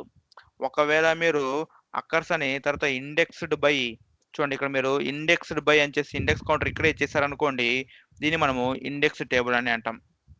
ఓకేనండి. ఇటువంటి దానికి మనము ఈ కౌంటర్‌ని చూసారు, ఈ ఇండెక్స్ కౌంటర్‌ని చూసారు, దాన్ని వర్కింగ్ స్టోరేజ్ సెక్షన్ మీరు డిక్లేర్ చేయాల్సిన అవసరం లేదు. బట్ సబ్స్క్రిప్ట్‌లో మీరు ఇక్కడ ఈ యొక్క సబ్స్క్రిప్ట్ కౌంటర్ మీరు ఇక్కడ వర్కింగ్ స్టోరేజ్ సెక్షన్‌లో విత్ పిక్చర్ క్లాస్ S904 కాంప్‌తో మీరు డిక్లేర్ చేయాలండి. Okay. That is the difference between subscript and index. ఓకేనండి. చూడండి ఇక్కడ ఇంకొక చిన్న ఎగ్జాంపుల్ తీసుకున్నాను. ఇందాక నేను మీకు ఏం చెప్పాను, అక్కడ స్టూడెంట్ యొక్క డీటెయిల్స్ తీసుకున్నాను. ఇక్కడ ఏంటంటే ప్రోడక్ట్ యొక్క డీటెయిల్స్. అంటే ప్రోడక్ట్ అంటే ఏంటి, ఇప్పుడు మనము రిటైలర్‌దే తీసుకుందాం. రిటైలర్ అంటే మనకి ఇప్పుడు మీరు చూసారు, మీరు షాపింగ్ వెళ్ళారనుకోండి, మీరు సమ్ ప్రొడక్ట్స్ పర్చేస్ చేశారు, గ్రోసరీస్. మీరు అక్కడ బిల్లింగ్ అక్కడ మీరు ఏం చేస్తారు, డైరెక్ట్‌గా మీరు అక్కడ అమౌంట్ వాళ్ళు మీకు ఎంటర్ చేయరు. మీ యొక్క ప్రోడక్ట్ తీసుకొని అక్కడ QR కోడ్ ఒకటి ఉంటుంది. అవునా? ఆ కోడ్‌ని స్కాన్ చేస్తే దానికి పర్టిక్యులర్ ప్రైస్ అనేది మనకు సిస్టమ్‌లో మనకి పాపులేట్ అవుతుంది అన్నట్టు. సో అంటే దాని మీనింగ్ ఏంది, ప్రతి ఒక్క ప్రోడక్ట్‌కి ఒక కోడ్ ఉంటుంది. అలాగే దానికి ఒక ప్రైస్ ఉంటుంది అన్నట్టు. సో ఇక్కడ నాకు గ్రోసరీ షాప్స్‌లో ఒక 10 ప్రోడక్ట్స్ ఉన్నాయనుకుందాం. 10 ప్రోడక్ట్స్ యొక్క డీటెయిల్స్ నేను ఎంటర్ చేయాలంటే ఎలా చేయొచ్చు నేను? ఫస్ట్ ప్రోడక్ట్ యొక్క details, product code, product price, second product యొక్క డీటెయిల్స్, ఇలా నేను 10th ప్రోడక్ట్ యొక్క డీటెయిల్స్. అంటే ఇక్కడ మీరు చూసారనుకోండి, ఒక్క ప్రోడక్ట్ నాకు 3 లైన్స్. అంటే నాకు మొత్తము 10 ప్రోడక్ట్స్ కంటే నాకు ఎన్ని లైన్స్ అయ్యేది ఇక్కడ నాకు మొత్తము 3 ఇంటూ 10 ఈక్వల్స్ టు 30 లైన్స్. మరి ఇక్కడ మీరు చూసారనుకోండి, ఇది విత్ అక్కర్స్ అన్నట్టు. ఇక్కడ చూడండి నేను ఏం చేశాను, ఇక్కడ product details occurs for 10 times అని ఇచ్చేసాను అంతే. 10 టైమ్స్ అని ఇచ్చేసాను. ఇక్కడ నేను ఒక్కసారి నేను డిక్లేర్ చేశాను. సో ఇది ఎలా అంటే ఇది ఎంత ఈక్వల్ టు అంటే ఇక్కడ చూడండి, ఇది ఎలా ఉంటుందంటే ఇలా ఉంటుంది. ఇది కూడా అంతేనండి. ఇక్కడ చూడండి మనకి ఇక మొత్తం ఎన్ని lines, 3 lines. 3 lines occurs for 10 times. అంటే ఇక్కడ ఇది ఎన్ని లైన్స్ సమానము, ఇది ఈక్వల్స్ టు 30 లైన్స్ తో సమానం. But here we have coded only 3 lines. అంటే ఇక్కడ మనకి ఎన్ని లైన్స్ సేవ్ అయినట్టు, 27 లైన్స్ సేవ్ అయినట్టు. ఏంటి, ఒక చిన్న ఎగ్జాంపుల్ తీసుకుంటేనే మనకి ఇక్కడ 27 లైన్స్ సేవ్ అయింది. మరి రియల్ టైంలో మనకి ఒక్కొక్క ఫైల్‌కి లేఅవుట్‌కి మనకి 10 ఫీల్డ్స్, 20 ఫీల్డ్స్ ఉండవండి. 50 ఫీల్డ్స్ ఉంటాయి. సో అటువంటి స్ట్రక్చర్‌ని మనం రిపీట్ చేయడానికి మనం ఇక్కడ first structure, second structure, third structure రాసుకుంటూ పోయామనుకోండి, అలాగే మనకి అక్కర్స్ కూడా మనకి 1, 2, 3 టైమ్స్ అక్కర్స్ అలా ఉండదు. 40 టైమ్స్, 50 టైమ్స్, 10 టైమ్స్ అలా ఉంటుంది. సో అంత పెద్ద లేఅవుట్ మనం డిక్లేర్ చేయాలంటే definitely our code will become lengthy. That's why to reduce the number of lines we will go for occurs to declare the layouts. ఓకేనండి. అలా అన్నట్టు. చూడండి ఇక్కడ నేను మీకు ఇక్కడ రాసాను కూడా, to handle occurs will use the inline perform. అంతేనండి. ఇక్కడ చూడండి నేను ఇక్కడ ఈ అక్కర్స్‌ని హ్యాండిల్ చేయడానికి నేను ఏం చేశాను, పర్ఫార్మ్ అండ్ ఎండ్ పర్ఫార్మ్. నేను మీకు ఆల్రెడీ చెప్పాను ఏమని, if you write any set of statements with in the scope of perform and end perform, then such type of perform is known as inline perform అని మీకు నేను చెప్పాను. చూడండి ఇక్కడ మీకు నేను చెప్పాను ఆల్రెడీ. చూడండి ఇక్కడ ఇది పర్ఫార్మ్స్. ఇక్కడ మీరు చూడండి ఇక్కడ ఇన్లైన్ పర్ఫార్మ్ ఏం చేశాను, statements lies in between the scope of perform and end perform, దాన్ని మనము ఇన్లైన్ పర్ఫార్మ్ అని అంటాము. అంటే ఇక్కడ మనము ఇంటర్నల్ టేబుల్స్‌ని అంటే కోబాల్ యొక్క ఇంటర్నల్ టేబుల్స్‌ని అంటే కోబాల్ యొక్క అక్కర్స్‌ని మనం హ్యాండిల్ చేయడానికి మనము ఇన్లైన్ పర్ఫార్మ్‌ని యూజ్ చేస్తామండి. ఓకేనా? అలాగే డేటాని లోడ్ చేయాలంటే ఎలా, టేబుల్‌లోకి డేటాని లోడ్ చేయాలంటే ఇలా అండి. మీరు యాక్సెప్ట్ అయినా యూజ్ చేసుకోవచ్చు, మీరు మూవ్ అన్నా యూజ్ చేసుకోవచ్చు, మీరు ఏదైనా యూజ్ చేసుకోవచ్చు. బట్ ఇక్కడ మీరు అక్కర్స్ కింద మీరు డిక్లేర్ చేసిన ఫీల్డ్స్ ఎక్కడైనా సరే మీరు యూజ్ చేయాలంటే ఖచ్చితంగా మీకు బ్రాకెట్స్‌లో ఆ కౌంటర్‌ని మీరు ఇవ్వాల్సిందే. అది సబ్స్క్రిప్టెడ్ టేబులా, ఇండెక్స్ టేబుల్ అని పక్కన పెట్టండి. ఒకవేళ సబ్స్క్రిప్ట్ టేబుల్ అనుకోండి, మీరు ఇలా ఈ కౌంటర్‌ని మీరు వర్కింగ్ స్టోరేజ్ సెక్షన్‌లో మీరు ఎక్స్‌ప్లిసిట్‌గా అంటే ఉద్దేశపూర్వకంగా మీరు ఇలా డిక్లేర్ చేయాలి. అదే మీరు ఇక్కడ ఒకవేళ ఇండెక్స్డ్ బై అని చేసి కౌంటర్ ఇచ్చారనుకోండి, ఈ యొక్క కౌంటర్ మీరు వర్కింగ్ స్టోరేజ్ సెక్షన్ మీరు డిక్లేర్ చేసిన అవసరం లేదు. చూడండి మీకు అదే ఇక్కడ రాసాను. చూడండి, here we have to declare ఇది subset counter in working storage section, but here no need to declare. ఇక్కడ చూడండి, no need to declare the index counter, it will take internal declaration. అంటే సిస్టమే డిక్లేర్ చేసుకుంటున్నాను అంటే ఇంటర్నల్ గా. ఓకేనండి, అది చూడండి యాక్సెప్ట్ డిస్ప్లే. ఇక్కడ చూడండి నేను డిస్ప్లే కూడా నేను ఏం చేశాను, ఇండియన్ పర్ఫామ్ యూజ్ చేశాను. ఇక్కడ చూడండి నేను ఇక్కడ యాక్సెప్ట్ ఇండియన్ పర్ఫామ్ యూజ్ చేశాను. ఇక్కడ చూడండి ఇక్కడ నేను ఏం ఇచ్చాను, perform varying counter from 1 by 1 until counter is greater than 10 అన్న. అంటే ఏమవుతుంది ఇప్పుడు ఇక్కడ ఈ డబ్ల్యూఎస్ కౌంటర్ ఫస్ట్ 1 ఉంటుంది. అంటే ఏమవుతుంది ఇప్పుడు ఇలా నాకు 10 ప్రోడక్ట్ ఉన్నాయనుకోండి, ఫస్ట్ ప్రోడక్ట్ యొక్క డీటెయిల్స్ నాకు డిస్ప్లే అవుతాయి. తర్వాత సెకండ్ ప్రోడక్ట్, తర్వాత థర్డ్ ప్రోడక్ట్, తర్వాత ఫోర్త్ ప్రోడక్ట్, తర్వాత 5th 6th 7th 8th 9th 10th product నాకు ఇక్కడ డిస్ప్లే అవుతుంది. ఓకేనండి, ఇక మీరు కౌంటర్ ఇస్ గ్రేటర్ దాన్ 10 ఇవ్వండి. ఎందుకంటే మీరు ఒకవేళ ఇక మీరు అక్కడ 10 టైమ్స్ ఇచ్చారు కదా, 10 ఇవ్వాలి కింద కూడా కండిషన్ కూడా. మీరు ఇక్కడ నేను 11 ఇస్తాను, 12 ఇస్తాను అంటే వర్కౌట్ అవ్వదు. మీకు అది సాక్ 4 వస్తుంది అన్నట్టు, అంటే అబెంట్ వస్తుంది. కాబట్టి ఇక్కడ మీరు either less than or equals to 10 ఇవ్వాలి ఇక్కడ మీరు కండిషన్లో. ఓకేనా అండి, అది. తర్వాత చూడండి ఇక్కడ హౌ టు సెర్చ్. ఇక్కడ చూడండి ఇది కొంచెం మనకి ఇంపార్టెంట్ కాన్సెప్ట్ అండి. ఓకేనా, మనకి అక్కర్స్ ఇది కొంచెం ఇంపార్టెంట్ అన్నట్టు. చూడండి, how to search for an element manually or automatically. అంటే ఏంటి, ఇప్పుడు నేను ఒక ఎలిమెంట్ సెర్చ్ చేయాలనుకుంటున్నా. అంటే ఏంటంటే ఇక్కడ నాకు ఉంది కదా, ఇక్కడ నాకు ఉన్న దాంట్లో నేను సెర్చ్ చేయాలనుకుంటున్నా. ఏం సెర్చ్ చేయాలనుకుంటున్నా అంటే నాకు కావాల్సింది సైన్స్ సబ్జెక్ట్ కావాలి. సైన్స్ సబ్జెక్ట్ కావాలి. సైన్స్లో నాకు అచీవ్డ్ మార్క్స్ ఎన్నో నేను తెలుసుకోవాలనుకుంటున్నాను. కాబట్టి ఇప్పుడు నేను ఏం చేస్తానంటే నేను ఇక్కడ మళ్ళీ ఇన్లైన్ పర్ఫామ్ యూజ్ చేస్తానండి. ఓకేనా, సబ్స్క్రిప్ట్ అయితే నేను ఇన్లైన్ పర్ఫామ్ యూజ్ చేస్తా. ఎలా యూజ్ చేస్తానంటే ఇలా అన్నట్టు. చూడండి ఇక్కడ నేను ఒక ఎలిమెంట్ సెర్చ్ చేయాలంటే వితౌట్ అకర్స్ ఎలా రాస్తానో నేను మీకు చూపిస్తాను. చూడండి, ఇఫ్ సబ్జెక్ట్ 1 ఆఫ్ నేమ్, ఓకేనండి, subject 1 of name is equals to science. ఓకేనండి, దెన్ డిస్ప్లే. ఓకేనా, దెన్ డిస్ప్లే ఇట్స్ మార్క్స్ అన్నట్టు. ఓకేనండి, the achieved ACHIEVED achieved marks is అని చేసి అక్కడ మనం ఏమి ఇవ్వాలి, సబ్జెక్ట్ 1 యొక్క మార్క్స్ అన్నట్టు MARKS. అవునా, ఒకవేళ కాకపోతే అంటే ఏంది, ఒకవేళ సబ్జెక్ట్ 1 అనేది సైన్స్ కాకపోతే it will go for subject 2, అంతే కదా. So it will go for subject 2. ఒకవేళ సబ్జెక్ట్ 2 అనేది ఒకవేళ సైన్స్ అయితే దెన్ డిస్ప్లే సేమ్ ఇంతే, ఇదే ఇక్కడ రాస్తాం అన్నట్టు.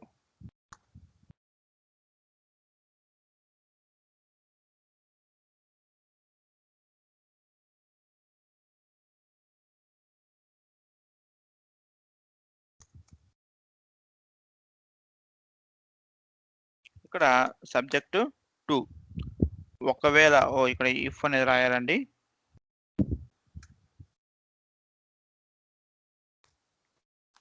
అన్నట్టు, లేకపోతే తర్వాత మళ్ళీ ఏంటి ఇక్కడ ఎల్స్ ఇఫ్ సబ్జెక్ట్ 3 అంటే ఏంది, if subject 3 of name is equals to ENCE అంటే ఇది సబ్జెక్ట్ 3 అనేది ఒకవేళ సైన్స్ అయితే ఇప్పుడు మనం ఏం చేయాలి, అప్పుడు మనం దాని యొక్క అచీవ్డ్ మార్క్స్ మనం ఇక్కడ డిస్ప్లే చేయాలి. లేకపోతే ఇక్కడ మనం ఏం చేయాలి, నాకు 3 సబ్జెక్ట్స్లో నాకు లేదనుకోండి, అప్పుడు దాని మీనింగ్ ఏంది, else display the required subject not found అంటే సైన్స్ అనే సబ్జెక్టు ఇక్కడ లేదు అని దాని మీనింగ్. అవునా, తర్వాత ఎండిఫ్, తర్వాత ఇంకొక ఎండిఫ్, ఇలా మనం రాస్తాం. అంటే ఏంది, ఇక్కడ ఒక పర్టికులర్ సబ్జెక్టు నేను సెర్చ్ చేసి దాని యొక్క డీటెయిల్స్ నేను ఏది డిస్ప్లే చేయాలంటే నాకు వచ్చిన కోడ్ యొక్క లెంత్ 13 లైన్స్. అవునా, తర్వాత ఇక్కడ మళ్ళీ నాకు ఇక్కడ స్టాప్ రన్ ఇక్కడ రాసుకుంటాను నేను. అవునా, ఇలా అన్నట్టు. అలా కాకుండా ఇప్పుడు నేను ఇది అనుకోండి, ఇక్కడ నేను ఎలా రాయొచ్చు అంటే ఇలా జస్ట్ సింపుల్గా నేను ఇది ఇన్లైన్ పర్ఫామ్ యూజ్ చేసి నేను ఇలా రాయొచ్చు అన్నట్టు. అన్నట్టు perform wearing counter from 1 by 1 until count is greater than 3 అని చేసి ఇక్కడ నేను ఇలా ఇస్తాను సింపుల్గా ఈజ్ ఈక్వల్స్ టు SCIENCE అని చేసి ఇక్కడ నేను ఏమి ఇస్తానంటే చూడండి display CHIEVED achieved marks are అని చేసి ఇక్కడ నేను సబ్జెక్ట్ SUBAMARKS అని చేసి ఇక్కడ నేను కౌంటర్ని చేస్తాను. ఓకేనా, ఇలా అన్నట్టు ఇంతే ఇస్తాను. ఇక్కడ చూడండి ఇక్కడ నాకు అదే కూడా అంటే ఆ 13 లైన్లు ఇక్కడ నేను ఎన్ని లైన్లు రాశాను, ఓన్లీ 5 లైన్లు రాశాను. ఇప్పుడు ఏమవుతుందంటే ఇక్కడ చూడండి ఇక్కడ ఫస్ట్ ఈ యొక్క కౌంటర్ చూసారు, ఈ కౌంటర్ 1 ఉంటుంది. So if subject marks means ఇక్కడ చూడండి ఇక్కడ మార్క్స్ ఇది ఇక్కడ నేమ్ అండి. ఓకేనా, ఇక్కడ నేమ్ రావాలి. ఇక్కడ చూడండి ఇక్కడ if subject name of first occurrence is science అంటే ఇక్కడ ఫస్ట్ ఇక్కడికి వెళ్ళి ఫస్ట్ అకరెన్స్ చెక్ చేసుకుని సైన్సా కాదు కాబట్టి ఏమవుతుంది తర్వాత ఇది సెకండ్ సబ్జెక్ట్కి వస్తుంది. అంటే ఇక్కడ కౌంటర్ +1 అవునా, ఇక్కడ కౌంటర్ +1 అవుతుంది 2 అవుతుంది. అప్పుడు ఏమవుతుంది ఇఫ్ సబ్జెక్ట్ నేమ్ ఆఫ్ 2 అంటే సెకండ్ అకరెన్స్ యొక్క నేము సైన్సా, ఎస్ సైన్సే కాబట్టి ఇప్పుడు ఏమవుతుంది ఎస్ అవును కాబట్టి ఇప్పుడు ఏమవుతుంది ఈ ఫ్లోకి వెళ్తుందంటూ ఈ ఫ్లోకి వెళ్ళి ఇక్కడ ఏమవుతుంది ది అచీవ్డ్ మార్క్స్ ఆర్ అని ఇలా మనకి అవుట్పుట్లో ఇలా కనబడుతుందండి. ఓకేనా, the HIEVED achieved marks are అని వచ్చేసి తర్వాత మనకి ఇక్కడ ఈ యొక్క ఫీల్డ్లో మనకి ఏదైతే ఉందో అది మనకి డిస్ప్లే అవుతుంది అన్నట్టు. చూడండి సబ్జెక్ట్ మార్క్స్ ఆఫ్ కౌంటర్ మనకి ఏముంది 2 ఉంటుంది కాబట్టి సెకండ్ అన్నట్టు ఇలా ఈ యొక్క 60 మార్క్స్ మనకి ఇక్కడ ఇలా డిస్ప్లే అవుతాయి అన్నట్టు. ఇలా మనకి ఇక్కడ డిస్ప్లే అవుతాయి. ఓకేనండి, సో ఇలా మనకి వర్కౌట్ అవుతుంది అన్నట్టు. అంటే ఇక్కడ నేను చెప్పదలిచింది ఏంటంటే చూడండి in subscript if you want to in subscript SCRIPT in subscript if you want to search for any element then we should use inline perform and write the logic manually MANUALLY అది దాని యొక్క meaning. ఓకేనండి, నేను మీకు పీపీటీలో ఇచ్చా difference between subscript and ఇండెక్స్లో ఈ points అని నేను మీకు ఇచ్చాను. సో మీరు నో నీడ్ టు వరీ. ఓకేనండి, సో ఇలా అన్నట్టు అంటే ఏంటి ఇక్కడ సబ్స్క్రిప్ట్లో అయితే మీరు ఇలా మనము సెర్చ్ చేస్తాం అన్నట్టు. మరి ఇండెక్స్ టేబుల్లో మనం ఎలా సెర్చ్ చేస్తాం ఒక ఎలిమెంట్ కోసం అంటే in index table if you want to search for any element then we have to use the concept of search and search all. ఓకేనండి, ఇక్కడ మనకి ఇండెక్స్ టేబుల్లో దట్ మీన్స్ ఇఫ్ ఇక్కడ వద్దు పైన రాస్తాను మీకు. ఓకేనండి, ఇక్కడ రాస్తాను చూడండి if we want to search for any element if you want to search for any element in index table then we have to use the concept of search and search all, the concept of SEARCH search and SEARCHALL search all. అంటే మనము search ఇక్కడ మనం index టేబుల్కి ఇలా inline perform రాయాల్సిన అవసరం లేదండి. ఇలా మనం index టేబుల్కి inline perform రాయాల్సిన అవసరం లేదు. మనము సెర్చ్ అనేది మనకి 2 కాన్సెప్ట్స్ ఉంటాయి. ఆ కాన్సెప్ట్స్ని యూజ్ చేసి మనము వెరీ ఎఫిషియెంట్గా వెరీ ఫాస్ట్గా వెరీ క్విక్గా మనము ఫెచ్ చేయొచ్చు అండి డేటాని. ఓకేనా, ఇప్పుడు నేను మీకు అది చూపిస్తాను. ఓకేనండి, ఎలా మనము సెర్చ్ చేస్తామంటే ఇక్కడ చూడండి బై యూజింగ్ సెర్చ్. ఓకేనండి, మనము ఇలా ఇస్తాం అంతే సెర్చ్ టేబుల్ నేమ్. ఓకేనండి, సెర్చ్ కదా కాబట్టి ఫస్ట్ మనము సెట్ ఇది index counter INDEXCENTR counter to 1. ఓకేనా, సెట్ చేసుకుంటాము. Then here will give search table name తర్వాత అట్ ఎండ్ ఏదన్నా మనం అట్ ఎండ్ తర్వాత ఇక్కడ డిస్ప్లే స్టేట్మెంట్స్ కానీ లేకపోతే ఇంపేరేటివ్ స్టేట్మెంట్స్ కానీ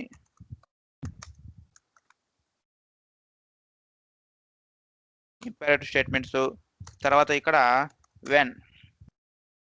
వెన్ అనిచ్చి ఇక్కడ టేబుల్ యొక్క ఫీల్డ్ అన్నట్టు table field is equals to argument. Then here imperative statement. మీరు ఏం చేయాలనుకుంటున్నారు ఆ స్టేట్మెంట్స్ ని మీరు ఇక్కడ రాస్తారు. తర్వాత అండ్ అన్నట్టు. అంటే ఇప్పుడు నేను పైన ఈ సింటాక్స్ కి నేను ఏం చేస్తానంటే చూడండి, ఈ సింటాక్స్ నేను ఏం చేస్తానంటే సెట్ ఇండికేటర్ అంటే INDX కౌంటర్ CNTR టు 1 అని సెట్ చేసుకుంటాను. తర్వాత నేను సెర్చ్ టేబుల్ నేమ్. ఇక్కడ నాకు టేబుల్ నేమ్ ఏముంది, ఇక్కడ డిక్లేర్ చేసుకున్న టేబుల్ నేమ్ నాకు సబ్జెక్ట్ డీటెయిల్స్. అవునా, ఇక్కడ చూడండి ఇది నా యొక్క సబ్జెక్ట్ డీటెయిల్స్. చూడండి ఇదేనా నా యొక్క సబ్జెక్ట్ డీటెయిల్స్, ఇది నా యొక్క టేబుల్ నేమ్. సో దీన్ని నేను ఇక్కడ ఇస్తాను అన్నట్టు, సెర్చ్ టేబుల్ నేమ్. ఓకేనండి. ఇక్కడ అట్ ఎండ్ డిస్ప్లే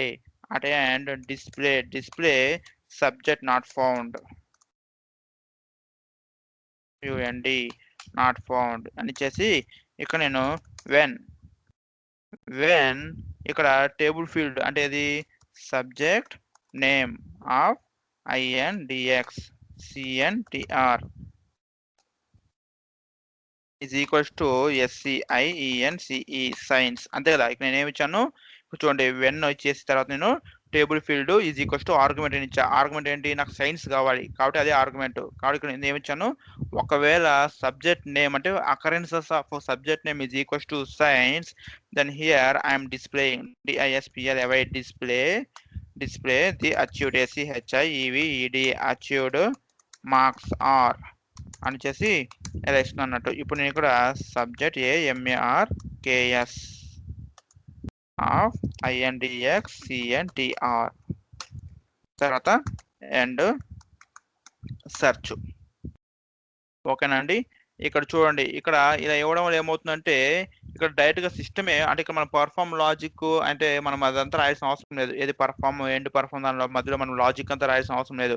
సింపుల్ గా అది ఏం చేస్తుందంటే ఇక్కడ చూడండి, మనం ఇక్కడ ఏమి ఇచ్చాము, సెట్ కౌంటర్ టు 1 అన్నాం. అంటే సెట్ ఇక్కడ ఇండెక్స్ అండి. ఓకేనా, ఇక్కడ INDX కౌంటర్ టు 1 అన్నాం. అవునా, అంటే ఏమవుతుంది, ఈ యొక్క కౌంటర్ 1 అంటే ఇక్కడ ఫస్ట్ అకరెన్స్ కి సెట్ అవుతుంది అన్నట్టు.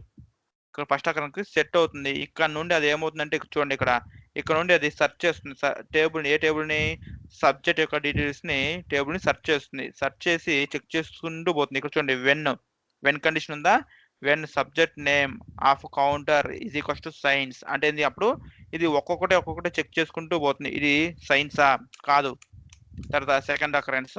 సో ఇది సైన్సా, అవును ఇది సైన్సే.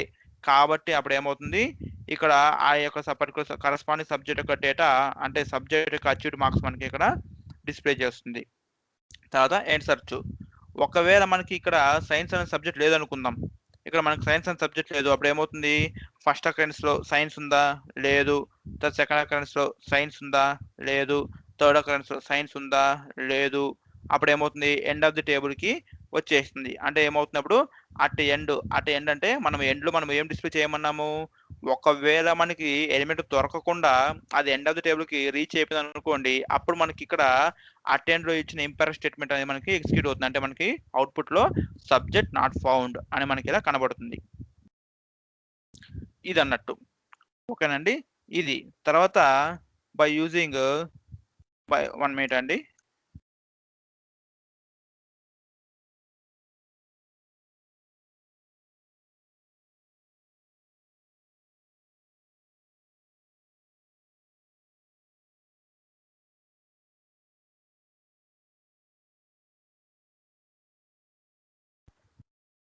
సో ఇలా అన్నట్టు. ఓకేనండి. ఇది సెర్చ్ కి సింటాక్స్ అండి ఇది. ఓకేనా, ఇది సెర్చ్ కి సింటాక్స్, ఇది సెర్చ్ కి ఒక ఎగ్జాంపుల్. ఓకేనండి. ఇప్పుడు ఇదే కాన్సెప్ట్ మనము బై యూజింగ్ సెర్చ్ ఆల్ అనేది ఎలా యూజ్ చేస్తామో చూద్దాం. ఓకేనండి. బై యూజింగ్ సెర్చ్ ఆల్కి సెర్చ్ పెద్ద డిఫరెన్స్ ఏం లేదండి. కోడింగ్ లో సేమ్ యాజ్ ఇట్ ఈజ్ మనము అలాగే రాస్తాం. ఓకేనా, చూడండి బై యూజింగ్ సెర్చ్ ఆల్. ఇక్కడ ఏం లేదండి, ఇక్కడ మనము ఈ కౌంటర్ ని మనము 1 సెట్ చేసుకోము అంతే. ఈ యొక్క కౌంటర్ మనం ఫస్ట్ పొజిషన్ కి సెట్ చేసుకోము. ఇక్కడ మాత్రము మనం ఏమి ఇస్తామంటే ఇక్కడ సింపుల్ గా ఇక్కడ మనము ఇలా సెర్చ్ ఆల్ అని ఇస్తాం. ఇక్కడ మనము సెర్చ్ ఆల్ అని ఇస్తాం. ఇంక రిమైనింగ్ అంతా సేమేనండి. ఓకేనా? బట్ సెర్చ్‌కి సెర్చ్ ఆల్‌కి డిఫరెన్స్ ఏంటి అంటే, ఇక్కడ మీరు చూడండి నేను ఏం చేశాను సెర్చ్‌లో నేను కౌంటర్‌ని 1కి సెట్ చేసిన. 1కి సెట్ చేసి ఒక్కొక్క ఒక్కొక్క అకరెన్స్ నేను సెర్చ్ చేస్తూ వెళ్ళిన. ఎప్పటి వరకు నాకు కావాల్సిన రికార్డ్ అంటే నాకు కావాల్సిన ఇన్ఫర్మేషన్ దొరికేంత వరకు. దొరక్కపోతే నేనేం చేశాను at the end I have given some imperative statements. Imperative statements అంటే దాని మీనింగ్ ఏందంటే మనం ఏదైతే చేయాలనుకుంటున్నామో అది మనం అంటే అక్కడ ఏం కోడ్ చేసినా కూడా అది అవుతుందన్నట్టు. ఇక్కడ నేను చూడండి ఇక్కడ నేను ఏం చేశాను అట్ ఎండ్ అని ఇచ్చేసి డిస్‌ప్లే సబ్జెక్ట్ నాట్ ఫౌండ్ ఇచ్చా. అంటే ఇది ఈ ఇంపరేటివ్ స్టేట్మెంట్ నాకు ఎగ్జిక్యూట్ అవుతుంది. ఎప్పుడు ఒకవేళ నాకు ఎలిమెంట్ దొరక్కపోతే ఎలిమెంట్ దొరకకుండా అది ఎండ్ ఆఫ్ ది టేబుల్ వరకు సెర్చ్ చేసుకుంటూ వెళ్ళిపోద్ది. అది ఇంపరేటివ్ స్టేట్మెంట్ అంటే మీనింగ్. ఇక్కడ చూడండి ఒకవేళ when table field is equals to argument అంటే ఏంది నాకు ఒక ఎలిమెంట్ దొరికింది అనుకోండి అప్పుడు నెక్స్ట్ ఇంపరేటివ్ స్టేట్మెంట్ అంటే ఏంది నాకు ఇక్కడ ఏం కావాలి డిస్ప్లే ది అచ్యూడ్ మార్క్స్ అంటే నాకు దాని యొక్క అచ్యూడ్ మార్క్స్ కావాలి కాబట్టి నేను ఇక్కడ పర్టికులర్ ఇంపరేటివ్ స్టేట్మెంట్ ఇక్కడ నేను ఇచ్చాను అన్నట్టు ఇలా. సో సెర్చ్ డిఫరెన్స్ ఏంటి అంటే సెర్చ్ లో మీరు చూసారనుకోండి సీక్వెన్షియల్ అన్నట్టు అంటే ఒక్కొక్క ఎంట్రీ ఇలా సెర్చ్ చేస్తూ పోతుంది. బట్ సెర్చ్‌లో అలా ఉండదండి. ఓకేనా? సెర్చ్‌లో ఏమవుతుందంటే మనకి ఫాస్ట్ ఉంటుందన్నట్టు. ఓకేనా? పెర్ఫార్మన్స్ అనేది మనకి ఫాస్ట్ ఉంటుంది. అంటే ఏమవుతుందంటే అక్కడ టేబుల్ అనేది 2 హాల్ఫ్స్‌గా స్ప్లిట్ అవుతుంది. ప్రతిసారి అంటే సెర్చ్ చేసే ప్రతిసారి టేబుల్ 2 హాల్ఫ్స్‌గా స్ప్లిట్ అవుతుందన్నట్టు. అంటే అది ఎలా అవుతుందంటే ఇక్కడ చూడండి. నేను మీకు ఇక్కడ క్లియర్‌గా డయాగ్రామ్స్‌తో సహా ఇచ్చాను. చూడండి. ఇది సెర్చింగ్. ఇది బై యూజింగ్ సెర్చ్ అనే కాన్సెప్ట్ యూజ్ చేసి మనము టేబుల్‌ని సెర్చ్ చేయడం అన్నట్టు. ఇక్కడ మీరు చూసారనుకోండి, ఇక్కడ మనకి సమ్ వాల్యూస్ ఉన్నాయి. ఇక్కడ మనకు 1-26 వరకు ఇలా మనకి ఏబీసీడీ ఉన్నాయనుకుందాం. ఓకేనా? ఇక్కడ నేను ఏమి ఇచ్చానో చూడండి. ఇక్కడ నేను సెట్ ఇండికేటర్ టు 1 అన్నా. అంటే నేను ఒక ఇండికేటర్‌ని 1కి సెట్ చేసుకున్నా. అంటే ఏమవుతుంది నాకు ఫస్ట్ ఇక్కడ ఈ పొజిషన్ అంటే ఏ ఉంది కదా! ఈ యొక్క 1 పొజిషన్ నాకు ప్లేస్ అవుతుంది. నా యొక్క కౌంటరు. తర్వాత ఏమవుతుంది ఇక్కడ చూడండి. సెర్చ్ లెటర్ అంటే ఏంటి? నాకు ఆ టేబుల్ అనేది నాకు టేబుల్ పేరేంటంటే లెటర్ అండి. ఓకేనా? సెర్చ్ టేబుల్ లెటర్ చూడండి. ఇక్కడ అకర్స్ 26 టైమ్స్ ఇండెక్స్డ్ బై ఇక్కడ కౌంటర్ ఇచ్చాను నేను. చూడండి ఇది ఇండెక్స్ కౌంటర్ LETTER IDX అని ఉంది కదా! అది ఇండెక్స్ కౌంటర్ అండి. కాబట్టి చూడండి నేను ఆ ఇండెక్స్ కౌంటర్‌ని 1కి సెట్ చేసుకున్నాను. తర్వాత ఇక్కడ నేను ఏం చేస్తున్నాను సెర్చ్ టేబుల్ అట్ ఎండ్ అంటే at end display letter not found అంటే ఏంటి? ఒకవేళ మీరు ఆ ఎండ్ ఆఫ్ ది టేబుల్ వరకు రీచ్ అయిపోయి మీకు కావాల్సిన ఎలిమెంట్ దొరకలేదనుకోండి. అప్పుడు మీరు ఈ అట్ ఎండ్‌లో రాసిన ఇంపేర్ స్టేట్మెంట్ అనేది ఎగ్జిక్యూట్ అవుతుంది. లేదు అంటే మధ్యలోనే మీకు ఒకవేళ దొరికిపోయిందనుకోండి. అప్పుడు ఇదన్నట్టు. ఏం చేయాలి? ఒకవేళ letter of that counter value is equals to letter in అంటే మీకు కావాల్సిన లెటర్ మీకు దొరికిందనుకోండి. Then display its value. అంటే ఇప్పుడు నాకేం కావాలంటే క్యూ అనే వాల్యూ కావాలనుకుందాం. ఆ క్యూ అనే వాల్యూ ఈ ఆర్గ్యుమెంట్‌లో ఉంది. ఈ లెటర్‌ని చూసారు దీంట్లో నాకు క్యూ అనే వాల్యూ ఉంది. సో ఇప్పుడు ఏం చేస్తుందంటే అది ఇది క్యూఆ? కాదు. ఇది క్యూఆ? కాదు. ఇది క్యూఆ? కాదు. ఇది క్యూఆ? కాదు. క్యూఆ? కాదు. క్యూఆ? కాదు. 6థ్, 7థ్ చూడండి క్యూఆ? కాదు. 8థ్ చూడండి హెచ్ ఉంది. క్యూఆ? కాదు. ఐ క్యూకి ఈక్వలా? కాదు. క్యూకి ఈక్వలా? కాదు. ఇలా సీక్వెన్షియల్‌గా ఒక్కొక్కటి సెర్చ్ చేస్తూ పోతుంది. ఎప్పటి వరకు అంటే until it encounter that particular element or until end of the table. If it reaches the end of the table and it doesn't identifies the particular argument, then it will execute the imperative statement whatever you code in the attend statement. ఓకేనండి. Attend statement దగ్గర మీరు ఏదైతే code చేసింటారో ఆ impair statement అనేది మీకు execute అవుతుంది. ఓకేనండి. అదే విధంగా సెర్చ్ ఆల్ యూజ్ చేయాలి అంటే మనం తీసుకోవాల్సిన జాగ్రత్తలు ఏవి అంటే ఇక్కడ చూడండి సెర్చ్ కనుకోండి మీరు ఏం చేశారు ఇక్కడ మీరు కౌంటర్‌ని 1కి సెట్ చేశారు. బట్ ఇక్కడ సెర్చ్ ఆల్‌కి మీరు చూసారనుకోండి ఇక్కడ మీరు కౌంటర్‌ని 1కి సెట్ చేశారా? లేదు. తర్వాత ఇక్కడ మీరు డిఫరెన్స్ ఏమి ఇచ్చారు? ఇక్కడేమో మీరు సెర్చ్ అని ఇచ్చారు. ఇక్కడేమో మీరు సెర్చ్ ఆల్ అని ఇచ్చారు. అంతే డిఫరెన్స్. ఇంక ఇక్కడ మీరు ఏం చూసుకున్నా కూడా అంతా మీకు సేమే ఉంటుంది. ఓకేనండి. తర్వాత మీరు ఇంకొక ఎక్స్‌ట్రా జాగ్రత్త తీసుకోవాల్సింది ఏంటి అంటే ఒకవేళ మీరు మీ టేబుల్‌లో మీరు సెర్చ్ ఆల్ యూజ్ చేయాలి అంటే మీరు ఇక్కడ సింటాక్స్ మీరు కొంచెం పొడిగించాలి. మీరు ఈ సింటాక్స్‌ని మీరు ఇలా రాయాలన్నట్టు. ఓకేనండి. మీరు ఈ సింటాక్స్‌ని మీరు ఇలా రాయాలి. ఎలా అంటే మీరు ఇలా రాయాలి. చూడండి. ఇక్కడ ఇది ఇండెక్స్డ్ బై కౌంటర్ ఉంది కదా! దానికంటే ముందు మీరు ఇక్కడ అసెండింగ్ కానీ మీరు డిసెండింగ్ ఏదైనా ఇవ్వచ్చు అన్నట్టు.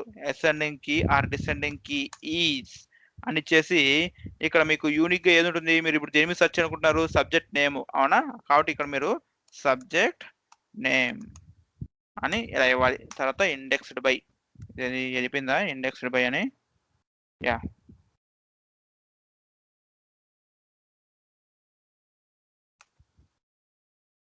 సో ఇండెక్స్డ్ బై ఇలా ఇస్తారన్నట్టు. చూడండి ఇప్పుడు మీరు అబ్జర్వ్ చేస్తే ఒకవేళ మీరు సెర్చ్ అనేది యూజ్ చేయాలనుకుంటే అప్పుడు మాత్రమే ఇక్కడ మీరు అసెండింగ్ ఆర్ డిసెండింగ్ కీ అనేది ఇవ్వాలి.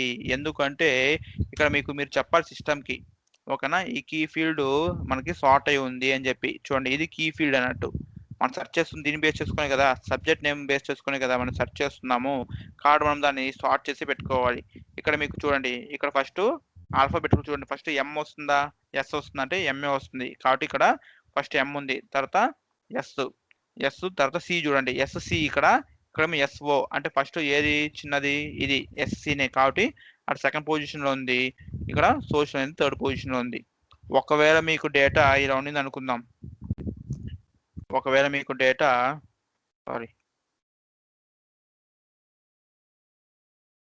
డేటా ఇలా ఉండింది అనుకుందాం, ఇలా ఉంటే మీరు దాన్ని ఏం చేయాలంటే ఇలా మీరు సార్ట్ చేసుకోవాలన్నట్టు. ఓకే, ఇలా మీరు ఆర్డర్ వైజ్లో పెట్టుకోవాలి. ఇక్కడ మ్యాథ్స్, ఇక్కడ సైన్స్, ఇక్కడ సోషల్ వచ్చే విధంగా మీరు ఇలా సార్టెడ్ ఆర్డర్లోనే పెట్టుకోవాలి. అలాంటప్పుడే మీరు ఇక్కడ ఏం చేయాలంటే ఇలా రాయాలన్నట్టు, ఏది ఇక్కడ అక్కర్స్ ఎన్ టైమ్స్ తర్వాత మీరు ascending key or descending key అని ఇవ్వాలన్నట్టు.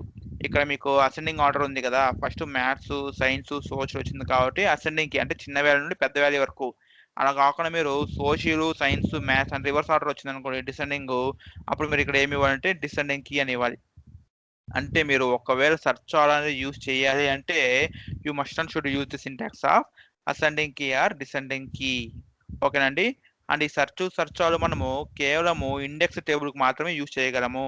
ఇండెక్స్ టేబుల్ని మనం ఎలా ఐడెంటిఫై చేయగలమంటే ఇక్కడ చూడండి లాస్ట్లో మనము ఇండెక్స్డ్ బై అని ఇచ్చేసి మనము ఇండెక్స్ కౌంటర్ ఇస్తాం కదా, అలా ఇచ్చామంటే అది ఇండెక్స్ టేబుల్. చూడండి ఇక్కడ నేను ఇండెక్స్డ్ బై అని ఇచ్చి కౌంటర్ ఇచ్చా అంటే ఇది ఇండెక్స్ టేబుల్ అండి. ఇక్కడ చూడండి అంతకుముందు నేను చెప్పిన దాంట్లో ఓన్లీ టైమ్స్ వరకే ఉంది, దాని తర్వాత ఇండెక్స్ బై ఇవ్వాలి అంటే ఇది సబ్స్క్రిప్ట్ టేబుల్. మీరు ఒక ఎలిమెంట్ ని సెర్చ్ చేయాలంటే మీరు యూజ్ చేసింది ఏంటంటే ఇలా ఇన్లైన్ పర్ఫామ్ యూజ్ చేయాలి. ఒకవేళ ఇండెక్స్ టేబుల్ మీరు ఒక ఎలిమెంట్ ని సెర్చ్ చేయాలంటే మీరు you can use either search are you can use either search also. ఓకేనండి. ఒకవేళ మీరు సెర్చ్ యూజ్ చేయాలనుకున్నారనుకోండి అప్పుడు మీరు అక్కడ అసెండింగ్ కి ఆర్ డిసెండింగ్ కి అని ఇవ్వాల్సిన అవసరము లేదు. అండ్ మీరు ఈ ఇండికేటర్ మీరు 1కి సెట్ చేసుకోవాలి. అండ్ సెట్ చేసుకొని ఫస్ట్ పొజిషన్ నుండి మీరు ఒక్కొక్క ఎలిమెంట్ అంటే ఒక్కొక్క అకరెన్స్ ని మీరు సెర్చ్ చేస్తూ పోవాలి. అంటే మీరు కాదు, సిస్టమ్ సెర్చ్ చేస్తూ పోతుంది సీక్వెన్షియల్ గా. ఓకేనండి, సిస్టమ్ సెర్చ్ చేస్తూ పోతుంది. అదే మీరు సెర్చ్ ఆల్ ఇచ్చారనుకోండి, సెర్చ్ ఆల్ యూజ్ చేయాలనుకున్నారనుకోండి అప్పుడు మీరు ఇలా ఇండికేటర్ని 1కి సెట్ చేయాల్సిన అవసరము లేదు. అలాగే ఇంకొక జాగ్రత్త మీరు తీసుకోవాల్సింది ఏంటంటే మీరు ఇక్కడ టేబుల్ని డిక్లేర్ చేసేటప్పుడు ఇక్కడ మీరు ascending key or descending key అని మీరు ఆ సింటాక్స్ని యూజ్ చేయాలి. అలా ఇచ్చేసి కీ ఫీల్డ్ని మీరు అక్కడ మెన్షన్ చేయాలండి. ఓకే, అలా ఇస్తే ఏమవుతుందో నేను మీకు ఇక్కడ చెప్తాను. ఎందుకు మనము సెర్చ్ ఆల్లో ఇండికేటర్ని మనము 1కి సెట్ చేసుకోకూడదు అంటే ఇక్కడ ఇది ప్యారల్గా సెర్చ్ చేస్తుందండి. అంటే టేబుల్ని ఒకేసారి 2 హాఫ్స్గా డివైడ్ చేసి అక్కడ నుండి అంటే మిడ్ పాయింట్ నుండి సెర్చ్ చేస్తుంది. చూడండి ఇలా అన్నట్టు. ఇప్పుడు నా దగ్గర A to Z ఉన్నాయి, నాకు కావాల్సిన వాల్యూ ఏంటంటే క్యూ అనే వాల్యూ నేను ఐడెంటిఫై చేయాలనుకున్నాను. సో క్యూ అనే వాల్యూని నేను ఐడెంటిఫై చేయాలనుకున్నాను. క్యూ అనే వాల్యూ నేను ఐడెంటిఫై చేయాలనుకున్నాను. ఇది ఎలా సెర్చ్ చేస్తుందంటే మన సిస్టము ఇది ప్యారల్గా సెర్చ్ చేస్తుందండి. అంటే ఒకేసారి 2 హాఫ్స్గా డివైడ్ చేసుకుంటుంది టేబుల్ని. 2 హాఫ్స్గా డివైడ్ చేసుకొని ఇక్కడ ఒక క్రైటీరియాని అంటే ఒక అల్గారిథంని ఫాలో అవుతుంది అన్నట్టు. సార్ మధ్యలో ఎలా సార్ కట్ చేసుకున్నా అంటే స్ప్లిట్ చేసుకుంటుంది అంటే ఇక్కడ చూడండి, ఇక్కడ ఫస్ట్ వాల్యూ ఎంత ఉందండి 1, ఇక్కడ మ్యాక్సిమం అకరెన్సెస్ ఎన్ని ఉన్నాయండి 26 ఉన్నాయి. అంటే 1 + 26 డివైడెడ్ బై 2 అండి. ఒక్క 1 మినిట్ అండి.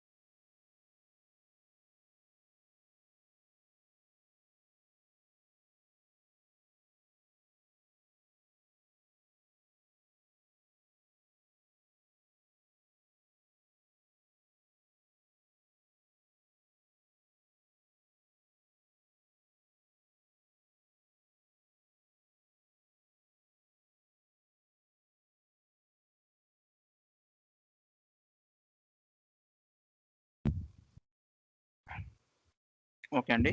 సో, ఇక్కడ సెర్చ్ అనేది ఇంటర్నల్‌గా అది సెర్చ్ చేసే మెకానిజం ఎలా ఉంటుందంటే, here it will take the some of first occurrence and last occurrence అండి. అంటే ఏంటంటే ఇక్కడ 1 plus maximum occurrence last occurrence 26 కదా! సో, దీని సమ్ తీసుకుంటుంది. సమ్ తీసుకొని 2తో డివైడ్ చేస్తుంది. అంటే యావరేజ్ తీస్తుందన్నట్టు. సో, 1 ప్లస్ 26 అంటే ఎంత? 27. 27 డివైడెడ్ బై 2 అంటే ఎంత అండి? 13.5 సంథింగ్ ఏదో వస్తుంది. దానికి రౌండెడ్ ఫిగర్ ఎంత? 13. కాబట్టి అక్కడ ఆ కౌంటర్ అనేది ఇక్కడ చూడండి రెడ్ కలర్ హైలైట్ చేశాను. సో, ఎగ్జాక్ట్‌గా ఆ యొక్క పర్టిక్యులర్ పొజిషన్‌కి పోయి ఫిక్స్ అయిపోతుందన్నట్టు. ఫిక్స్ అయిపోయి ఇప్పుడు చెక్ చేసుకుంటుంది. ఇప్పుడు క్యూ అనేది ఎమ్ కంటే చిన్నదా? పెద్దదా? అని చెక్ చేసుకుంటుంది. అంటే ఏంది? ఇక్కడ నేను మీకు చెప్పా ఆల్రెడీ. ఎందుకు మనకు డేటా ఖచ్చితంగా సార్టెడ్ ఆర్డర్‌లో ఉండాలి అంటే, ఇప్పుడు ఇది ఇలా అనుకున్నాను. అంటే క్యూ అనేది ఎమ్ కంటే పెద్దదే. కాబట్టి ఇక్కడ మనకి రైట్ సైడ్ అకరెన్స్ అనేది జరుగుతుందన్నట్టు. అంటే ఇక్కడ రైట్ సైడ్ ఉన్న టేబుల్‌ని మాత్రమే తీసుకుంటుంది. చూసారు? ఈ టేబుల్ మాత్రమే తీసుకుంటుంది. ఈ లెఫ్ట్ సైడ్‌లో ఉన్న డేటాని ఇగ్నోర్ చేసేస్తుంది. ఎందుకంటే ఇప్పుడు మనకు తెలిసిందే గదా! ఇప్పుడు ఒక వాల్యూ కంటే ఇప్పుడు ఎమ్ కంటే క్యూ పెద్దదైనప్పుడు ఇక్కడ లెఫ్ట్ సైడ్ టేబుల్‌లో అది రిపీట్ అయ్యే ఛాన్సే లేదసలు. కాబట్టి అది ఖచ్చితంగా రైట్ సైడ్ టేబుల్‌లోనే ఉంటుందన్నట్టు. కాబట్టి అది ఓన్లీ ఏం చేస్తుందంటే మళ్ళీ రైట్ సైడ్ ఉన్న టేబుల్ మాత్రమే తీసుకుంటుంది. లెఫ్ట్ సైడ్ ఉన్న టేబుల్‌ని ఇగ్నోర్ చేస్తుందన్నట్టు. కాబట్టి ఇప్పుడు ఏం చేస్తుంది? ఇప్పుడు పాయింట్ ఏమో ఎమ్ దగ్గర ఫిక్స్ చేసి కంపేర్ చేసుకుంటుంది. ఓకేనా? ఇలా చూడండి. When that letter is less than Q then it will consider only left side table. ఒకవేళ అది గ్రేటర్ థాన్ క్యూ అనుకోండి, అప్పుడు అది ఇది రైట్ సైడ్ టేబుల్ అంటే అప్పర్ టేబుల్‌ని కన్సిడర్ చేసుకుంటుంది. ఒకవేళ ఈక్వల్ టు అయితే మనకు డిస్‌ప్లే చేస్తుందన్నట్టు. ఇది మనకి ఇంటర్నల్ జరిగే అల్గారిథం అండి. ఓకేనా? ఇప్పుడు క్యూ అనేది ఎమ్ కంటే ఎక్కువ పెద్దది. అవునా? కాబట్టి ఇక్కడ రైట్ సైడ్ టేబుల్‌లోనే ఉంటుంది. కాబట్టి మనకి ఏం చేస్తుందంటే, ఇలా ఈ యొక్క టేబుల్‌ని మాత్రమే తీసుకుంటుంది. ఈ యొక్క టేబుల్ తీసుకొని మళ్ళీ సేమ్ ప్రాసెస్ అన్నట్టు. అంటే 14 ప్లస్ 26 అంటే ఎంత అండి? 20 40. 14 plus 26 equals to 40 divided by 2 అంటే ఎంత? మనకి 20 వస్తుంది. 20 పొజిషన్ మనకి ఏముంది? టీ ఉంది. కాబట్టి టీ దగ్గర కౌంటర్ అనేది ప్లేస్ అవుతుంది. కౌంటర్ ప్లేస్ అయ్యి ఇప్పుడు క్యూ అనేది టీ కంటే పెద్దదా? చిన్నదా? అంటే చిన్నదే. అవునా? కాబట్టి ఇక్కడ రైట్ సైడ్ టేబుల్‌లో అయితే ఖచ్చితంగా క్యూ ఉండదు. కాబట్టి అది లెఫ్ట్ సైడ్ టేబుల్‌నే తీసుకుంటుంది. సో, ఎలా అంటే ఇలా. సో, ఇక్కడ మీరు చూసారనుకోండి. ఇక్కడ లీస్ట్ అకరెన్స్ ఎంత వాల్యూ ఉంది? 14 ప్లస్ హైయెస్ట్ ఎంత ఉంది? 19. 14 ప్లస్ 19 ఎంత? అరౌండ్ 33 అనుకుంటాను. అవునా? 33 డివైడెడ్ బై 2 అంటే ఎంత అవుతుందండి? అరౌండ్ 16.5 అవుతుంది. అంటే రౌండ్ ఫిగర్‌గా అయితే 16. కాబట్టి ఈ పొజిషన్‌లో పాయింటర్ అనేది ప్లేస్ అవుతుంది పీ దగ్గర. చూడండి ఇలా ప్లేస్ అవుతుంది. తర్వాత మళ్ళీ ఇక్కడ చెక్ చేసుకుంటుందన్నట్టు. సో, క్యూ అనేది పీ కంటే పెద్దదా? చిన్నదా? అంటే పెద్దది. కాబట్టి అది ఖచ్చితంగా రైట్ సైడే ఉంటుందే కానీ లెఫ్ట్ సైడ్ ఉండదు. కాబట్టి ఇప్పుడు రైట్ సైడ్ టేబుల్ తీసుకుంటుంది. సో, ఎలా అంటే ఇలా. సో, ఇప్పుడు ఇక్కడ లీస్ట్ అకరెన్స్ నంబర్ ఎంతుంది? 17 హైయెస్ట్ వచ్చి 19 అంటే ఎంత? Around equals to 36. 36 divided by 2 అంటే ఎంత అండి? 18 అంతేనా? కాబట్టి ఈ మధ్యలో అంటే 18 పాయింట్ దగ్గర ఫిక్స్ అవుతుందన్నట్టు. సో, ఇలా. సో, ఇప్పుడు మనకి మళ్ళీ చెక్ చేసుకుంటున్నట్టు. క్యూ ఆర్ కంటే చిన్నదా? పెద్దదా? అని చెప్పి. క్యూ ఆర్ కంటే చిన్నదే. కాబట్టి మనకి లెఫ్ట్ సైడే మనకి చెక్ చేసుకుంటుంది. అంటే లెఫ్ట్ సైడ్ టేబుల్‌ని మనం కన్సిడర్ చేసుకుంటుంది. రైట్ సైడ్ టేబుల్ మనకి వదిలేస్తుంది. తర్వాత మనకి మిగిలేది ఒకే ఒక్కటి 17 అవునా? సో, ఏముంది? 17 ఒక్కటే మిగిలి ఉంటుంది కాబట్టి క్యూ అనేది క్యూకి ఈక్వలా కాదా? అవును. ఈక్వల్. అంటే ఇక్కడ ఏమైందండి మనకి ఫైండ్ ఔట్ అయ్యింది. సో, ఇక్కడ మనకి మీరు అబ్జర్వ్ చేస్తే మనకి ఇక్కడ టోటల్ అది ఎన్ని ఇటరేషన్స్ తీసుకునింది? ఫస్ట్ ఏమో ఈ మొత్తం టేబుల్‌ని ఒక 2 హాల్ఫ్స్‌గా తీసుకుంది. అంటే ఇక్కడ ఎమ్ దగ్గర పాయింట్ ఔట్ అయింది కదా! అంటే ఒక ఇటరేషను. తర్వాత మళ్ళీ టీ దగ్గర పాయింట్ ఔట్ అయింది కదా! అంటే రెండో ఇటరేషను. తర్వాత పీ దగ్గర పాయింట్ అయింది కదా! మూడో ఇటరేషను. తర్వాత ఇక్కడ ఆర్ దగ్గర పాయింట్ అయింది కదా! కాబట్టి నాలుగో ఇటరేషను. తర్వాత క్యూ దగ్గర అంటే ఐదో ఇటరేషన్‌లో మనకి 17థ్ అనే ఎలిమెంట్ మనకి సెర్చ్ చేసి ఫైండ్ చేసింది. అంటే ఇక్కడ నేను చెప్పేదేంటంటే search or is faster than search. ఎందుకు అంటారా?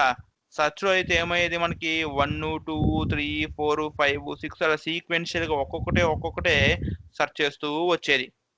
ఎప్పటి వరకు? 17th ఎలిమెంట్ అంటే క్యూ దొరికేంత వరకు. ఒక జడ్డు కావాలంటే ఏమయ్యేది, నాకు 26 టైమ్స్ నాకు అది సెర్చ్ చేస్తూ వచ్చేది. బట్ ఇక్కడ నాకు సెర్చ్ అయితే ఏమైంది, నాకు జస్ట్ ఓన్లీ 5 సెర్చెస్లో అంటే 5 ఇటరేషన్స్లోనే నాకు కావాల్సిన పర్టికులర్ ఎలిమెంట్ నాకు ఫైండ్ అవుట్ చేసింది అన్నట్టు. అంటే ఇక్కడ మనం ఏం చెప్పొచ్చు అంటే here search all is faster than search. ఓకేనండి, ఇలా సెర్చ్ అనేది వర్కౌట్ అవుతుందండి. చూడండి ఇక్కడ నేను వేరే అంటే ఇక్కడ నేను వేరే దానికి ఇక్కడ నేను సేమ్ ఎగ్జాంపుల్ రాశాను, సెర్చ్ ఆల్. సో అలా ఇక్కడ ఈ యొక్క పర్టికులర్ సెర్చ్ అనేది వర్క్ అవుతుందండి. ఓకేనా, సో అదే నేను ఇక్కడ మొత్తం ఇక్కడ మీకు ప్రొవైడ్ చేశాను. చూడండి ఇక్కడ what's the difference between search all and search all అంటే here search is sequential search all is binary అంటే ప్యారల్ సెర్చ్ అండి. And in search records not needed to be in sorted order, but in search all the records must and should be in sorted order. నేను మీకు already చెప్పాను ఏమని, search all use చేయాలంటే మీకు ఖచ్చితంగా data అనేది sorted ఆర్డర్లోనే ఉండాలి. అండ్ సింటాక్స్లో మీరు ascending key or descending key అనే కీ ఫీల్డ్ మీరు అక్కడ యూజ్ చేయాలి. ఓకేనా, చూడండి సెర్చ్లో we have to set index value to 1 before performing search. నేను మీకు ఆల్రెడీ చెప్పాను ఇందాక, నేను మీకు ఆ ఇండెక్స్ కౌంటర్ అనేది 1కి సెట్ చేశాను. బట్ సెర్చ్లో నేను 1 సెట్ చేయాలి. ఎందుకు, ఒకవేళ మీరు 1కి సెట్ చేసినప్పటికీ కూడా అది ఏమవుతుంది, మళ్ళీ మీకు ఆ మిడ్ పాయింట్లోకి వెళ్ళి ప్లేస్ అయిపోతుంది. ఇలా మీకు అది అంటే మిడ్ పాయింట్ ప్లేస్ అయిపోయింది, డైరెక్ట్గా వెళ్ళిపోయి చూడండి ఇక్కడ నాకు మిడ్ పాయింట్లోకి ప్లేస్ అయిపోతుంది కౌంటర్ అనేది. కాబట్టి మనము 1కి సెట్ చేసినా కూడా నో యూజ్ అన్నట్టు. ఓకేనా అండి, సో ఇది అన్నట్టు. సో ఇవన్నీ మీరు చదవాలండి. ఓకేనా, అండ్ మీరు సెర్చ్కి అయితే మీరు ఎటువంటి లాజికల్ ఆపరేటర్ అన్న మీరు యూజ్ చేయొచ్చు, లెస్ దాన్ గ్రేటర్ దాన్ అలా. బట్ సెర్చ్ ఆల్కి అయితే మీరు ఓన్లీ ఈక్వల్ ఆపరేటర్ మీరు యూజ్ చేయాలి. ఎలా అంటే ఇలా ఇక్కడ చూడండి, నేను వెన్లో మీకు ఓన్లీ ఈక్వల్ యూజ్ చేశాను కదా, కాబట్టి మీరు అలా ఈక్వలే యూజ్ చేయాలి. ఓకేనా, సెర్చ్ అనుకోండి ఇక్కడ మీరు గ్రేటర్ దాన్ లెస్ దాన్ కూడా మీరు యూజ్ చేయొచ్చు, నో ప్రాబ్లం. తర్వాత మీరు సెర్చ్లో అయితే మల్టిపుల్ వెన్ కండిషన్స్ రాయొచ్చు, బట్ సెర్చ్ అయితే ఓన్లీ మీరు 1 వెన్ కండిషనే రాయాలి. ఇలా చూడండి ఇక్కడ నేను ఓన్లీ ఒక వెన్ కండిషనే రాశాను. ఇక్కడ సెర్చ్లో అయితే నేను ఇలాంటి వెన్ కండిషన్లు ఎన్నైనా రాసుకోవచ్చు, దట్స్ అవర్ విష్ అన్నట్టు. అలా తర్వాత search is preferable for small tables, search all is preferable for large tables. అంటే మనకి ఎక్కువ ఎలిమెంట్స్ ఉన్నాయనుకోండి టేబుల్లో, అప్పుడు then it is better to go for search all, otherwise it is better to go for only search అండి. చిన్న tables కనుక్కోండి, ఇక్కడ చూడండి ఇది మనకి చిన్న టేబుల్, చూడండి ఇది మనకి చాలా చిన్న టేబుల్. ఎందుకు, ఇక్కడ మనకి 3 అకరెన్సెస్ ఉన్నాయి, ఇక్కడ మనకి 3 అకరెన్సెస్ ఉన్నాయి. ఇలా కాకుండా occurs for 1000 times, occurs for 100 times. Of course real టైంలో అయితే మనకు అంతవరకు వెళ్ళం మనం ఎప్పుడు కూడా. ఒకవేళ అలా మనకు అలా పెద్ద టేబుల్ ఉంటే then it is better to go for search all. చూడండి తర్వాత సెర్చ్కి అయితే no need to code ascending or descending key, but search ఆల్కి must and should code the ascending key or descending key. నేను మీకు చెప్పాను ఇక్కడ చూడండి, సెర్చ్ ఆల్కి అయితే ఇక్కడ మీరు ascending key or descending key అనేది మీరు యూజ్ చేయాలి. ఓకేనా అండి, ఇది అన్నట్టు this is about search and search all. ఓకేనా అండి, చూడండి సో ఇలా అండి, ఇలా మనము సెర్చ్ ఆల్ని యూజ్ చేసి ఇండెక్స్ టేబుల్కి మనము ఏదైనా ఒక పర్టికులర్ ఎలిమెంట్ని చాలా ఎఫిషియెంట్గా మనము సెర్చ్ చేయొచ్చు. అదే సబ్స్క్రిప్ట్ టేబుల్ అనుకోండి, మనం మాన్యువల్గా సెర్చ్ చేయాల్సి వస్తుంది. ఎలా అంటే by using the inline perform. ఓకేనా అండి, అలా అన్నట్టు. సో ఇక్కడ చూడండి, నేను మీకు మళ్ళీ difference between subscript and index నేను మీకు ఇక్కడ రాసిందే ఇక్కడ నేను మీకు ప్రొవైడ్ చేశాను అన్నట్టు. కాబట్టి ఒకసారి మీరు ఇది చదవాలండి. And what are the rules or what are the things we have to remember while coding the occurs అనేది ఇక్కడ నేను కొన్ని పాయింట్స్ ఇచ్చాను, ఇప్పుడు మీరు చదవచ్చు. ఏంటి, సెర్చ్ అయితే ఒక 1 యూజ్ చేయాలి.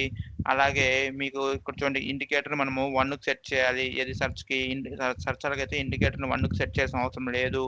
అలాగే ఇక్కడ మీరు చూడండి, నేను మీకు ప్రతిసారి మీరు అబ్జర్వ్ చేస్తే ఇక్కడ ఏం రాస్తాను, వెన్ కండిషన్లో ఫస్ట్ టేబుల్ యొక్క ఫీల్డ్ ఇచ్చి దాని తర్వాత నేను ఆర్గ్యుమెంట్ ఇచ్చాను.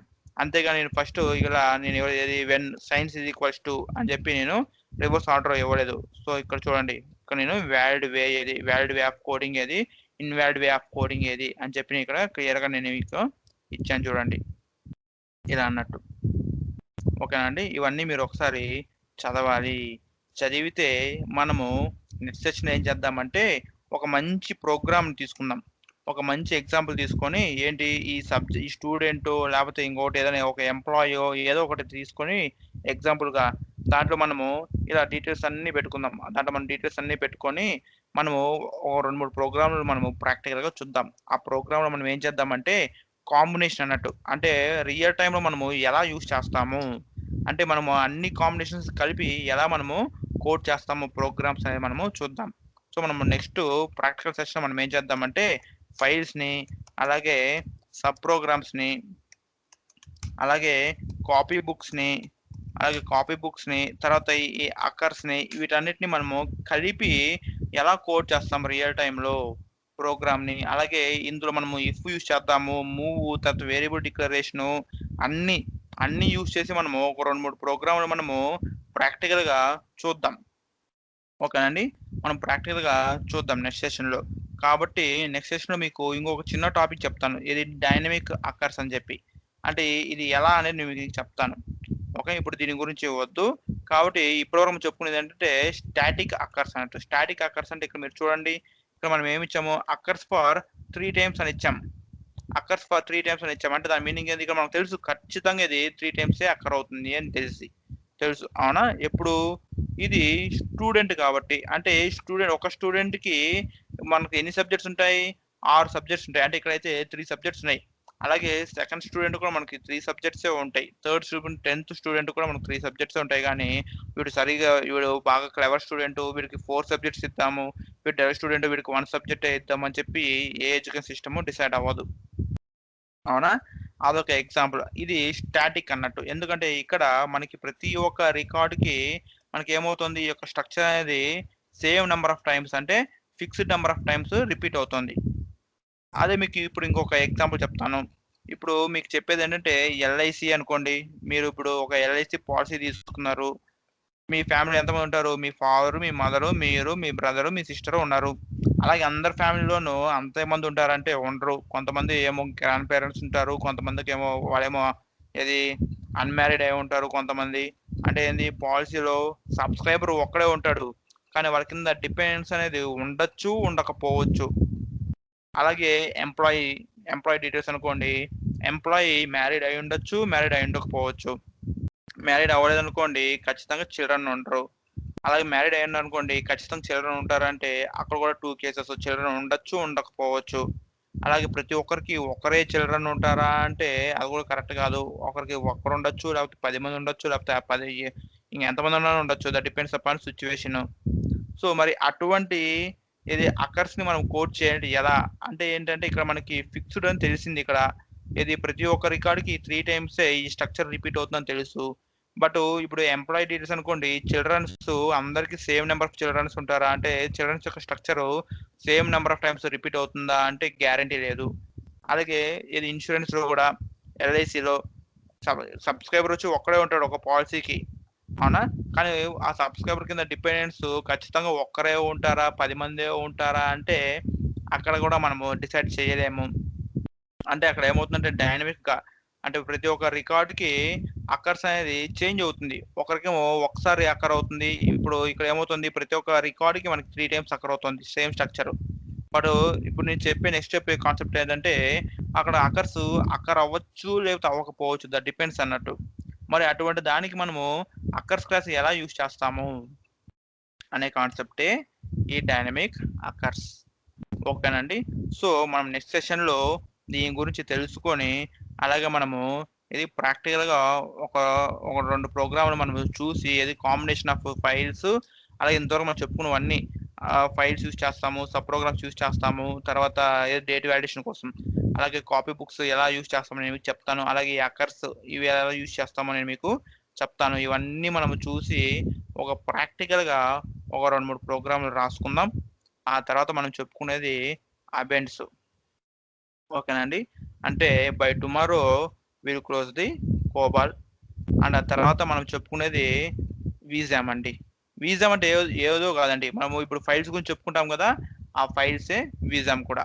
కాకపోతే మనకు చిన్న డిఫరెన్స్ ఏముంటుందంటే ఫ్లాట్ ఫైల్స్‌కైతే ఆర్గనైజేషన్ ఈస్ సీక్వెన్షియల్ అని ఇస్తాము. అదే వీజామ్ ఫైల్స్‌కైతే ఆర్గనైజేషన్ ఈస్ ఇండెక్స్డ్ అని ఇస్తాం. ఫ్లాట్ ఫైల్స్ కి యాక్సెస్ మోడ్ ఈజ్ సీక్వెన్షియల్ అని ఇస్తాము. అదే వీసా ఫైల్స్ కి అయితే యాక్సెస్ మోడ్ ఈజ్ ఇది ఇండెక్స్డ్ అని ఇస్తాం. అంతేనండి. ఇంకేం sorry, access mode is random, లేకపోతే సీక్వెన్షియల్, లేకపోతే డైనమిక్ అని ఇస్తాం. అంతే డిఫరెన్స్. మిగతా అంతా read, write, opening, closing, file స్టేటస్లు అంతా సేమ్. యాక్చువల్గా మన ఫైల్స్ ఎలాగైతే యూజ్ చేస్తామో అదే విధంగా వీజా కూడా యూజ్ చేస్తాం. కాబట్టి చిన్న డిఫరెన్స్ ఉంటుంది. ఆ డిఫరెన్స్ని మనం చెప్పుకుంటామండి. కాబట్టి మనకి ఈ వీక్లో క్లోజ్ అయిపోతుంది వీజా కూడా. So no need to worry. తర్వాత మనకు మిగిలింది DB2 ఒక్కటేనండి. DB2 మనకి చాలా ఇంపార్టెంట్. మీకు నేను అది క్లియర్గా ఎక్స్ప్లెయిన్ చేస్తాను. కాబట్టి మీరు నో నీడ్ టు వరీ. ఓకేనండి. So this is for today అండి. నేను సెషన్ స్టాప్ చేస్తున్నాను, రికార్డింగ్ స్టాప్ చేస్తున్నాను, స్క్రీన్ షేరింగ్ స్టాప్ చేస్తున్నాను, నేను మ్యూట్ చేస్తున్నాను. నేను ఇంకా 6 minutes ఆన్లైన్లో ఉంటాను. ఎవరికైనా ఏమైనా డౌట్స్ కానీ కన్సర్న్స్ కానీ ఉంటే regarding the subject they can message in chat pad అండి. Thank you.